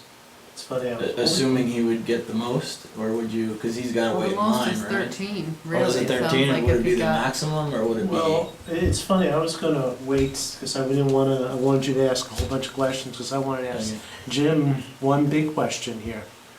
What would you like the board to do right now? Because it seems like there's still a lot in motion. And would it be to your benefit for this hearing to be continued, to give you an opportunity to work all these different things out? With the select board. Yeah, Well- that's kind, which kind of would answer Brian's question. So he's got 3 existing units, so he'd be waiting for allocation for 10. 10, Right. yeah. What I would like now, I mean, ideally, would be a sketch plan approval for up to 10 units in that configuration. And even if you want to specify that if it's less than this, then the units in the back come out, the units in the front do not come out. But I will go any way you'd like, but that would be what I would like. I think it looks like a great project. I worry about that density with the constraints that you have on the property of the buffer and the wetlands I think if you had a lot that size and you could use all of the space that you weren't putting buildings on, I think it would be a lot better. I don't know. I mean, I'm one person on the board. I don't know how everyone else feels. I think it's a bummer that it's so constrained, that you can have the density for the actual, size of the lot, but it's just so constrained where you can do anything. But the reason why we give density bonuses, I'm thinking, is to make them more affordable, Right. No, I agree. right? So, and I think the town plan also shows, the new town plan, I think they're hoping, they want a big park right across the road up on Quinn's. I mean, that's something they're proposing. Across Yeah, the other side of the road. Yes. I mean, Is the that's town buying that land? Big vision. The It town, would yeah. be, it would be something similar to what you see in the Haystack Crossing Yes. and Hinesburg Center too, where there will be green spaces that will be part of the subdivision whenever the Quinn property is subdivided. Okay, so And it that's would not be- your it- property across no. the street. Right, that's And it Okay, would be alright. for anybody's use or just the people who live on the? public use. Okay. So I'm comfortable, frankly, because of it's still within kind of the downtown core. It's close to CVU. I'm comfortable with the density, and I think encouraging you to be creative with trying to get some shared space for the residents would be helpful to see. And I think the architecture looks aesthetically pleasing there, so that's a positive. And so I'm comfortable in proceeding with this sketch plan. So when you say being close to proposed. CVU, you're thinking just close to school, Yeah, it's not close to school, a. it's close to recreation facilities. But it's not. You can't just walk onto a CVU field and Well, play not during school baseball. times. I don't think any time. I don't think they want anybody playing baseball on their baseball field. Yeah, That's and it is, I like I said, I think it looks like a really great project, but if you actually look at like the back of, like for shared use, that's an awesome deck, but it's about the size of the house. Like there's It's an not, awesome deck. there's- I have no there's- idea why they built it that there's way. not much left after the deck back there. It's about like, It's about 20 feet, yeah, it's a big deck. but then it gets much wider. Oh, okay, If you can see where the mowed land is, yeah, it definitely goes back much further, then the mowed land. right past the deck. It goes much further deeper. There's a smaller building, and there's actually space behind that building that's mowed before you get to the wetland. Oh, okay, but that's, And that shows, where's that? but that wouldn't be that wouldn't be That would lot be in lot 2. two, right, but that would be taken, that would have a building on it potentially, right? That existing building is the little thing sticking Right, yeah, I can right see it here. underneath, yeah, It's right there. yeah. And so that's probably about right about here. 10, 12 feet long or so, and there's about maybe 10 or 12 feet behind that, so you might have about 22 feet of grass Oh, I behind the know, building. I hear what you're saying, so that, you're saying that there is some usable, you can Yeah, actually see and exactly that's- what he's talking about. There's actually usable lawn Yes, behind there, that it looks like it wouldn't be based on the wetlands, but you can see that it's well mowed. I right, understand what and you're see, saying, and yeah. actually it's fairly level almost all the way to the wetlands. Yep, if you wanna look on Google Earth, so that would be the edge of a building, and there's all that left behind, I see, He does have a tree line on here too. yep. It's hard to tell. Yeah, it is hard to tell. Yeah. It looks like contour. Okay, I understand. And the one that I submitted last time does color in that tree line to make it a little easier on top of the subdivision. Okay. So even if we move forward with the 10 units now, that's no guarantee it's going to be 10 moving into preliminary when you come in with elevations, and it just gives him the potential to do 10 units. It's not like he's asking for He doesn't get the bonus. for 50 and he might don't do get the 10. bonuses, You they don't know, get it's 10. it's like if he goes down to 9 or 8 after we see elevations and maybe some open space and other things that we're asking And for. stormwater treatment. Yeah, that's a that very might be a big limiting thing. factor. We could always pare it down in a preliminary, but at least at 10, I mean, you're And talking. potentially parking, if any kind of like overflow, a couple spaces. Right, right. Yeah. Anything that could come in preliminary could knock it down to 9, 8, 7, whatever it ends up at being. At least he has the potential to get in line with 10. So again, the max number would like to see right now It's 10. is 10. Right. Okay. And if it's 210 a house. I mean, it's not like it's a ton of allocation. It's not like he's asking for 50 and he might do 10. Sure. It's only a couple. So it's- Well, you mentioned allocation, that may actually fall into part of how you go forward. I mentioned as far as the affordable units, there are 3 tiers of allocation, where basically you're looking, the base use that you're looking at would end up being the 3rd tier of that, But if you're going with affordable housing, sometimes you can get some of the allocation from the first tier, which may make this water and sewer wise possible. So just something to keep in Has mind. that been adopted yet? The allocation for this year? No, the tier allocation system. What I'm They were talking about discussing. is the current Is the system, current system? Yeah. Okay. the system that's been around for a while. You just have to go to the well, you have to go to the select board anyway to get that type of allocation. But they oftentimes will, and again, I have to say I can't predict the actions of the select board, but they can, they have in the past granted some of that top tier allocation for affordable housing. So you might want to consider that in your mix. So Mitch, do you have enough to write a decision of approval, or do we need to? I think I can do it. Would this essentially be phased, like you do the front side and then the back side? Well, as actually, things- there's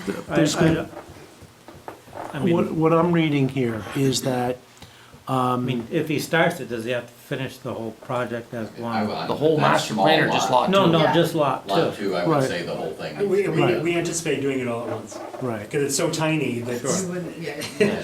there's not a lot of room to do it in phases. Right. No, And- just, And part of like lots 4, 5, and 6, there shall be no development on those lots right. without a return to the Development Review Board. Which is what we expect. Right, and, yeah, I Are think, you guys okay with that? yeah, I mean, So if the town doesn't want lot 4, then the subdivision would just be basically lot 3, 2, and 1, Yeah. and that big thing would stay one big, 4 and 5 would stay one big lot. Probably. We're thinking potentially, and I just thought of this now, if the town doesn't want it, we may want to transfer all development rights from 4 to 5 and still keep 4 as open space or something that we could keep, or we don't quite know what to do with it yet. We definitely don't want to develop it, and we think it's a really nice. If he wouldn't have to transfer if he just kept it as one big lot, If we kept it right? in one big lot, Yeah, yes, I but think- then, Yeah. if potentially I sold it, I'd have to sell the hillside with it. And Right, so I I was like just the thinking- hillside. Oh, okay. yeah, I was just because, thinking, does the lot line that you're showing, would there be any, if you left it a one big lot for now, and you wanted to come back and later subdivide it, then maybe you might make a different decision about where that lot line would be. I mean, I guess we can do boundary line adjustments if you go ahead and put the Right. lot line in now. I guess that's pretty I straightforward. probably would definitely combine 5 and 6 as one lot. Because the ones that are up on Six on the bottom. the south side of the creek No, and the ones on the north side of the drainage area yeah. how are 2 large, lots. how large is, lot 6? How many acres is that? I know it It says has 1.2, or is it 12? Is it? 12, 12 acres? not 1.2. Is Lot it? 6 is 12? That's. There's, I think Let's I wrote see, if you zoom down, way in. I know, there. I think I wrote something in Oh, there. is it just 2? 1, 2, All right, or yeah, 22. It's hard to know my scale there. I put it into, it's in the application. There you go, thank you. Yeah, 2 acres. 2 acres, oh, I see, it's Right, 2 it's a acres, contour line. 9.5 and 12. I'd have to get back to you as far as, if that actually would have an effect on that, because it might be to your benefit just to leave it as one lot. Because if you develop it, you can't, I mean, he wouldn't get any more, Well, yeah. yeah, it might. If you I'd put have all to the see if you development on. could, I'd have to see if you could actually transfer that type of development to it. I have to get back to you on that, on this particular zone, which is a different, Yeah, I haven't looked at it myself. so- right? Because I don't know. unlike, because what you have here in the rural residential one is, it's, basically it's a 1 acre, in the water sewer district, Mhm. it is a 1 acre zoning. Outside, it's a 3 acre zoning. And you can, through a PUD, move a lot of different things around. So you may actually have an issue if you actually separate them. Now Yes. versus in the future. Correct. Yeah, okay. All right, well, I'm gonna make a motion to close the public hearing and direct staff to write a draft approval. I'll second that. Any more discussion? All those in favor? Aye. Aye. Thank you. Thank you very much. I didn't open it up to the Appreciate it. public because I don't think there's anybody here, so. Yeah. And it seemed like most Well, of the since public I'm comment was limited- about, Oh, actually, wait, Kate, did you want to comment on that at all, or? I think the letter pretty much speaks for itself, but Good. you guys should read the letter we wrote. Before sending it out. Can you get the letters on the Good Reader? Did it send to the Good Reader? It's, It was in the I'm sure it Dropbox. all depends on what's when you last synced it. All right, it did sync. Yeah, Thought I and, did. yeah. That's the challenge. I'll say that to our fans out there, that's the challenge. When we get a letter on the last few hours, it's sometimes a little hard for the DRB to get the opportunity to read them. I read the letters. I thought mine so. All right, so I try to I get. don't know them what I don't know. do we want to, decision deliberations, do we want to wait till the other board members are here to go over that? oh, Or I did think we should, anybody? I think we should wait. You're talking about Frost? Frost, yes. Did Because- anybody, Because the only, let's see, because I know, John, you weren't a part of it, was not. but I believe everybody else was. I wasn't here the last meeting where they did the site visit. Oh. Do they need me or not? Actually, at this point, if that's. you. Have a good night. All right, take care, Jim. And well, it basically leaves 4 people. That does, if you're not going to be a part of it. I know. nobody, Ted didn't weigh in on it? Ted and Greg did not weigh in on it. Do we have, are we at time crunch or? This was at the last meeting, so if you want, you could put this into the 3rd. What do you guys think? Are you, You said 2 decisions. I did? Oh. Well, you said there's- plural. Yeah, No, the other thing is just to deliberate on No, what I you said heard tonight. decision deliberations. oh, okay, That's what I said, plural. okay, okay. So in other words, the person who wrote this out forgot to take out the If plural. it's just one, I think we could hold I off. just noticed one typo. We want to clean stuff On the up. Frost? Under, yeah, on Frost, under findings of fact, You know what? 11. Happy to take comments and then give you a better draft. For next time. Exactly. So, number 11 on the 2 overall properties owned by, I think it should be owned by the applicants. Overall 2 properties owned. Okay. And the other thing, I thought we had talked about suggesting when they come back for preliminary to reduce the building envelope some. Yes, I thought And it I didn't said- see, anything in the conclusions or order about. Really? I thought I saw. I thought Or did I miss it? And possible I might have. 6C, reduce the size of the building and provide. Oh, okay. And I thought, well, and let me make sure there's a conclusion in there. I think I was going with conclusion number 9. The proposed development as shown on the plans indicated by the building could have an impact on the core wildlife habitat and may include areas with steep slope greater than 25%. I was kind of using that as a link to. To reduce the size. Exactly. Okay, I that's fine. mean, I missed it. Unless you think that, should we make that stronger in some way? It's a conclusion. I think you Are can. you guys okay with, I can't pull up, I wasn't, you gotta go to another link. where is it? Go to the email he sent you, then it's the 3rd link down. Yeah, because the challenge that we have is since it's a new link, actually, yeah, go to the email would be the way to, Got it. okay. Because we've changed the Dropbox to be completely public, and we just need a separate space for draft decisions. Okay, I didn't, that's why I couldn't find it, sorry. So, under conclusions, I'm looking.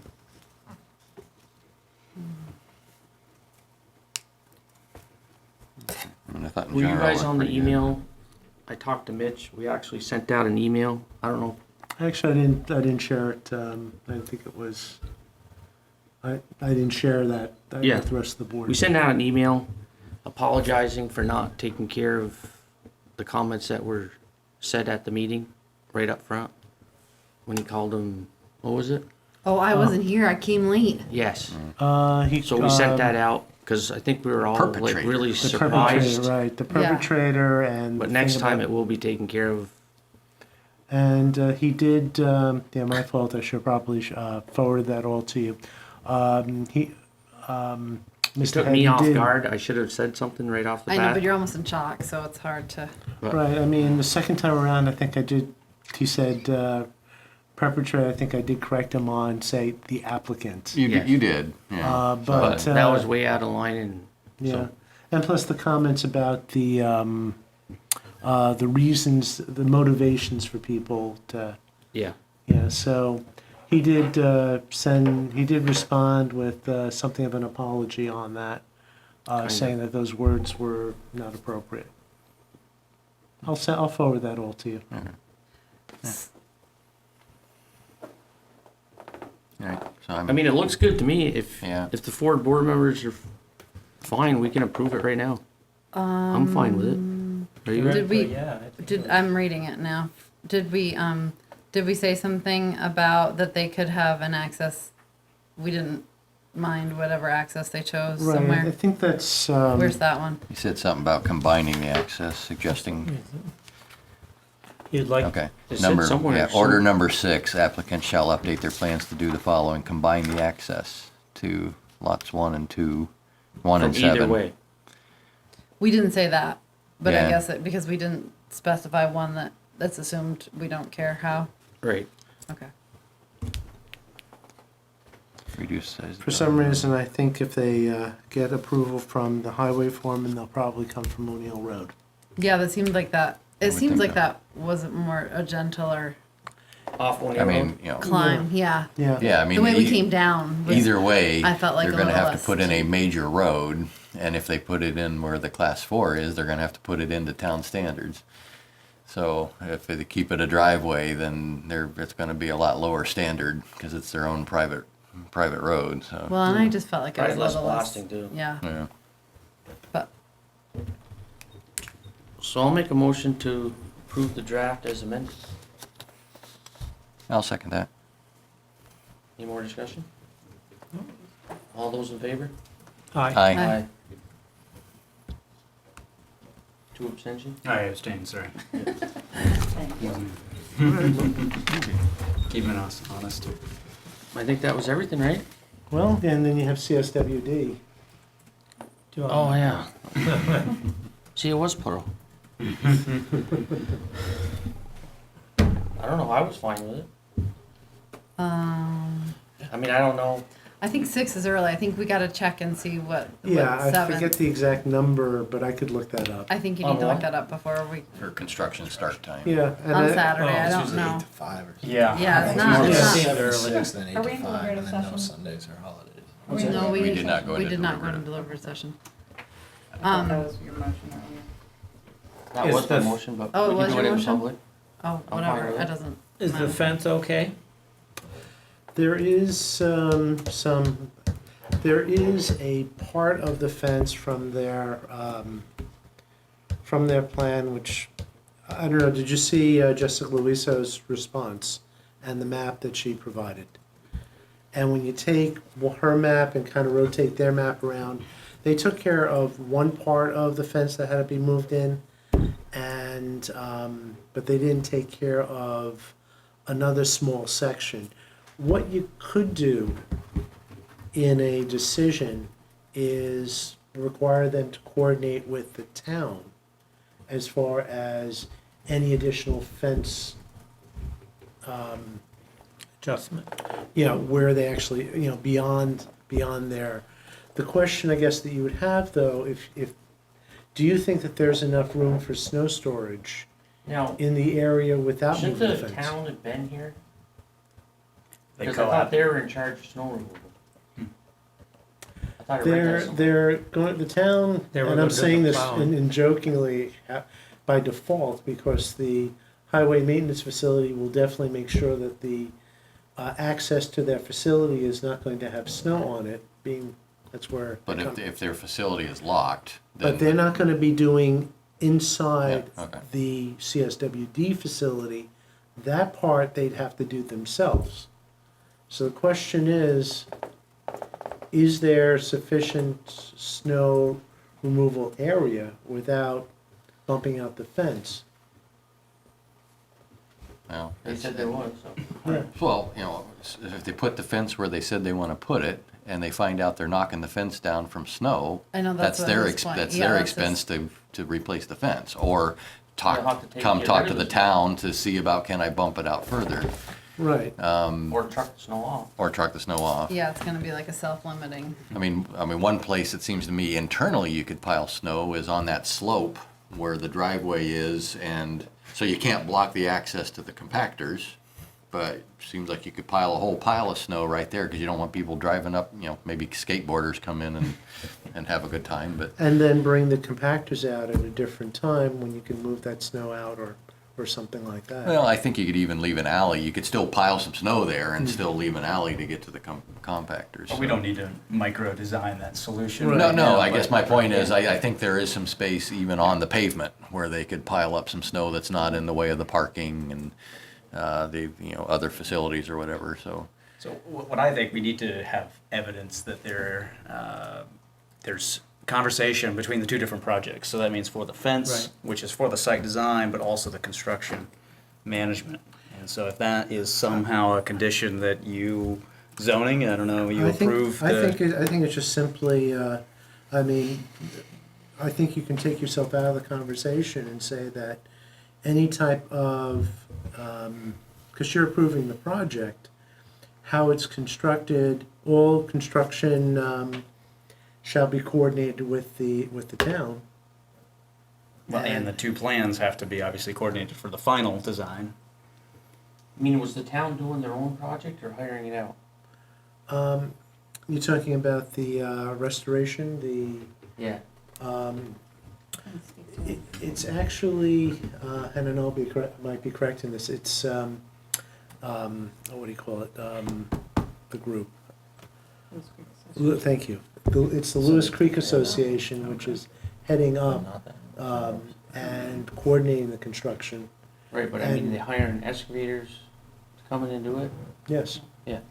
I mean, it might make sense if they coordinated to use the same excavator or something, if they're already on site. Do we it's a have to be possibility. concerned about the time, that it's gonna be too much of a crunch to try to get done now, or is that not really our concern? I mean, it sounds like to me that if they couldn't get pavement down, they weren't gonna do it. Yeah. And And when I think- it's- For safety, So, public but- safety, Right, but hazardous the soil. site plan stays the same, whether they. But get can to it. they go part way and have it open with just dirt for the two buildings they wanna start now, or?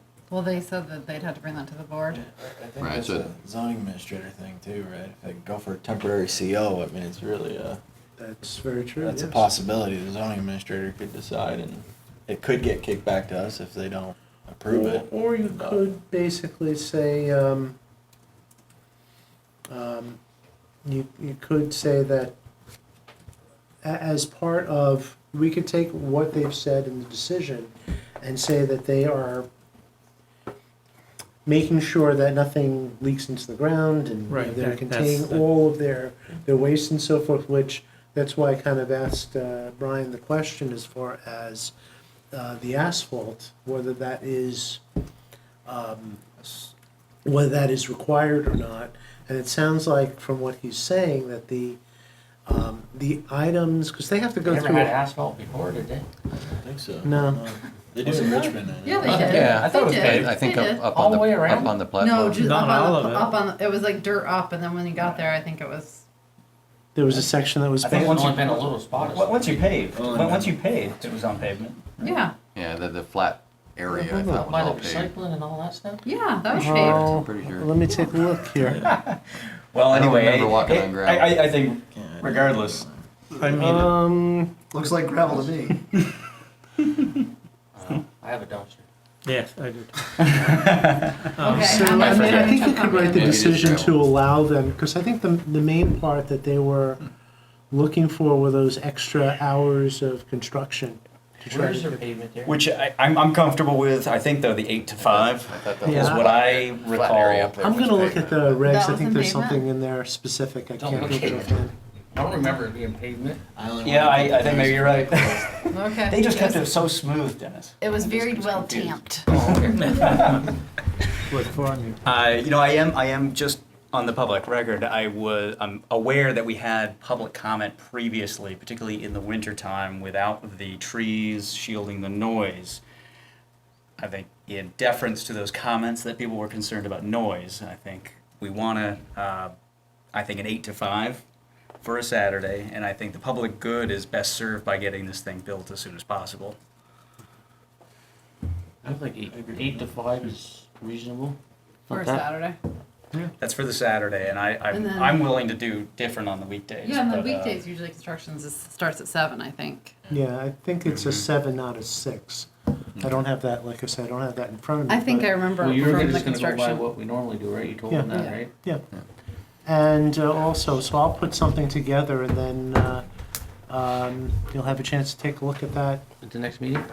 Yes. What do you think about the Beecher Hill access request? I'm not a fan. It's a public road. It's a town road. It's a town road. We all If it pay to becomes maintain The it. town pays for Problem. it, yeah. They'll come. I mean, I think our police department should watch it for a while, whatever, you know what I mean? It's if not people- speeding. It's the volume of cars, and I don't Right, know. mean, if they see that it's becoming a safety issue or something, I don't know. You shut down traffic from there. We you can just put it on a the- comment on it. Right, you're that just it- gonna look at the other neighbors. Hey, why is that- I don't know what the volume of people take Richmond and North Down. People come around. I'm a little bit concerned prioritizing just a closure right now because the left-hand turn onto North from 116 at that point is not the easiest left-hand turn. Well, it sounded like the Getting biggest out. problem was when it wasn't open yet and people were waiting. They stacking up. Well, Right. and that's No, not that's- the downhill Beecher Hill Road that we're concerned about. Right, Right. that's true. And it's like, well, people shouldn't be showing up in advance, whatever. I mean, they're trying to get there, but there's really nothing you can do about that, so. I don't know, I guess my feeling is it's a town road. I mean, if the select it- board or it's- something decides they wanna put a sign down there saying recommend you go. I mean, I think if they want to do that, I think we ignore it. I think if they want to do that, they should go directly to the select board and have them come up with a plan. I don't think it goes anywhere in any decision that Yeah. we're It doing. needs to be further considered if they really want. Well, like he said, you're just moving the traffic to other neighbors. Yeah. I think there's 9 houses.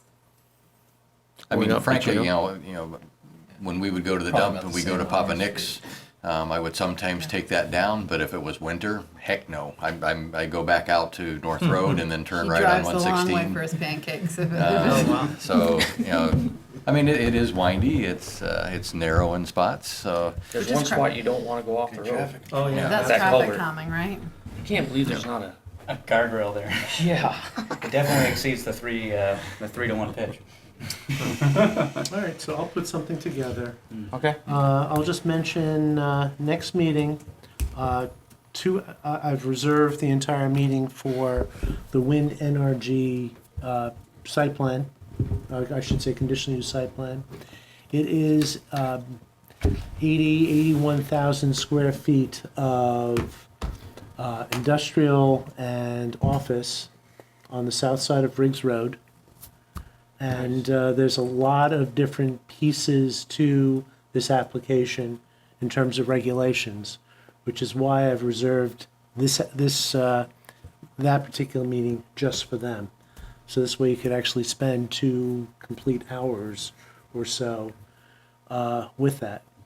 When are we going to see those materials? 2 hours. Actually, if you want, you can actually go When are we on gonna start to. starting at 7? If you look at the next meeting on the, in the Dropbox, it's actually, much of the materials are there. A preliminary staff report is there. They have commented on it, and I'm updating that. And like I said, there's a lot of different parts to it. So before we walk that off site of this plan? one, It's conditional use site plan. It's conditional use because if you create more than 40,000 square feet of industrial, office, et cetera, on a lot, then it gets kicked into site plan, conditional use. And, which just means that there's more regulations that they just need to work with. There are specific regulations for the Village Northeast zoning district, which they've had to comply with. And, yeah, like I said, it's a pretty complicated application, which is why I just wanted to just have that application in on that. So to the CSWD, in some of the fence bump outs, it looks like it's going into the town site area, namely drainage ways and things like that. So by putting their fence in that drainage way, are they taking ownership of that drainage way if it needs They're to not be gonna own the land, cleaned right? out? Well, but I mean, for the town to now repair that drainage way, if it washes out or something like that, it means they have to tear down their fence so it It just. has a whole bunch of complications to it. This is why I asked, do you think that they have enough space for snow storage without bumping out their fence? And if that's the case. If their fence just goes around the blacktop, then I'd say no. I mean, because, other than that one spot that I'm thinking of, I don't know where you pile, I mean, they got parking and they got buildings and stuff. It's at a minimum for snow. Yeah, I mean, well, versus trucking it They need off-site. to coordinate. We don't know what, there could be geotextiles underneath the slope work, there could be other reinforcements. So there's Yeah. engineering that requires coordination that Yeah. we can't, we didn't hear any testimony of that coordination today. Okay. And so I'm willing to take their word that our zoning administrator and development coordinator can have evidence of that coordination. Okay. We're just talking about a couple feet in those two spots, Yeah. right? Yeah.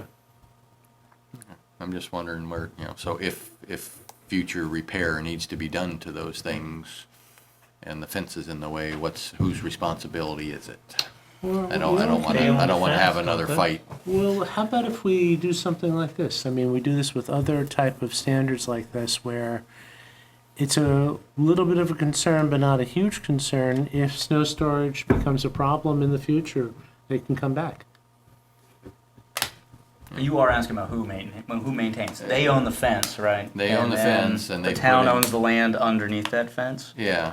And the town would be And in particular, maintaining. stormwater And we own all the facilities. stormwater Town owns infrastructure. land. Infrastructure. Right. Yeah. So We we're gotta gonna have something written in. We're gonna be putting We're a not bill repairing blacktop and all that if stuff. all the water I would think. So- affects the drainage. So, yeah, is the town responsible I for thought putting the town fence was back bound, up but I guess not. if they have to take the fence down in order to repair a swale? Good thing they own the fence. They own the fence, so when they, But if the town tears down the fence in order to fix the swale, so I don't know, I mean, just there seems to be some. And keep in mind, he's talking about this particular schedule. They still need to get a CGP from the state. They need to still, well, they also would have to get a couple of zoning permits for these structures. But, which, actually, it's the easy part, but they still have to get that CGP from the state, and I just wonder if that's gonna slow their timing down or not. I think most people in town are begging for it to come back, so, aren't they? They said they're Right. using the CGP from the. Oh, that's highway right, department. you're right, they did say that. So that one expired in September, so it must have been 2 years, so it had to have been a low risk. Yeah, and I think this is gonna be a low risk So anyway. yeah, they Yeah. turned those out quick. Yeah. He's hoping to use that one, right? Yeah. Well, that one expired in September, but they can renew it. That's a week or two. Are we motioning to Okay. close the meeting? Motion to adjourn. go for it. Okay, second. Aye. Good evening, everybody.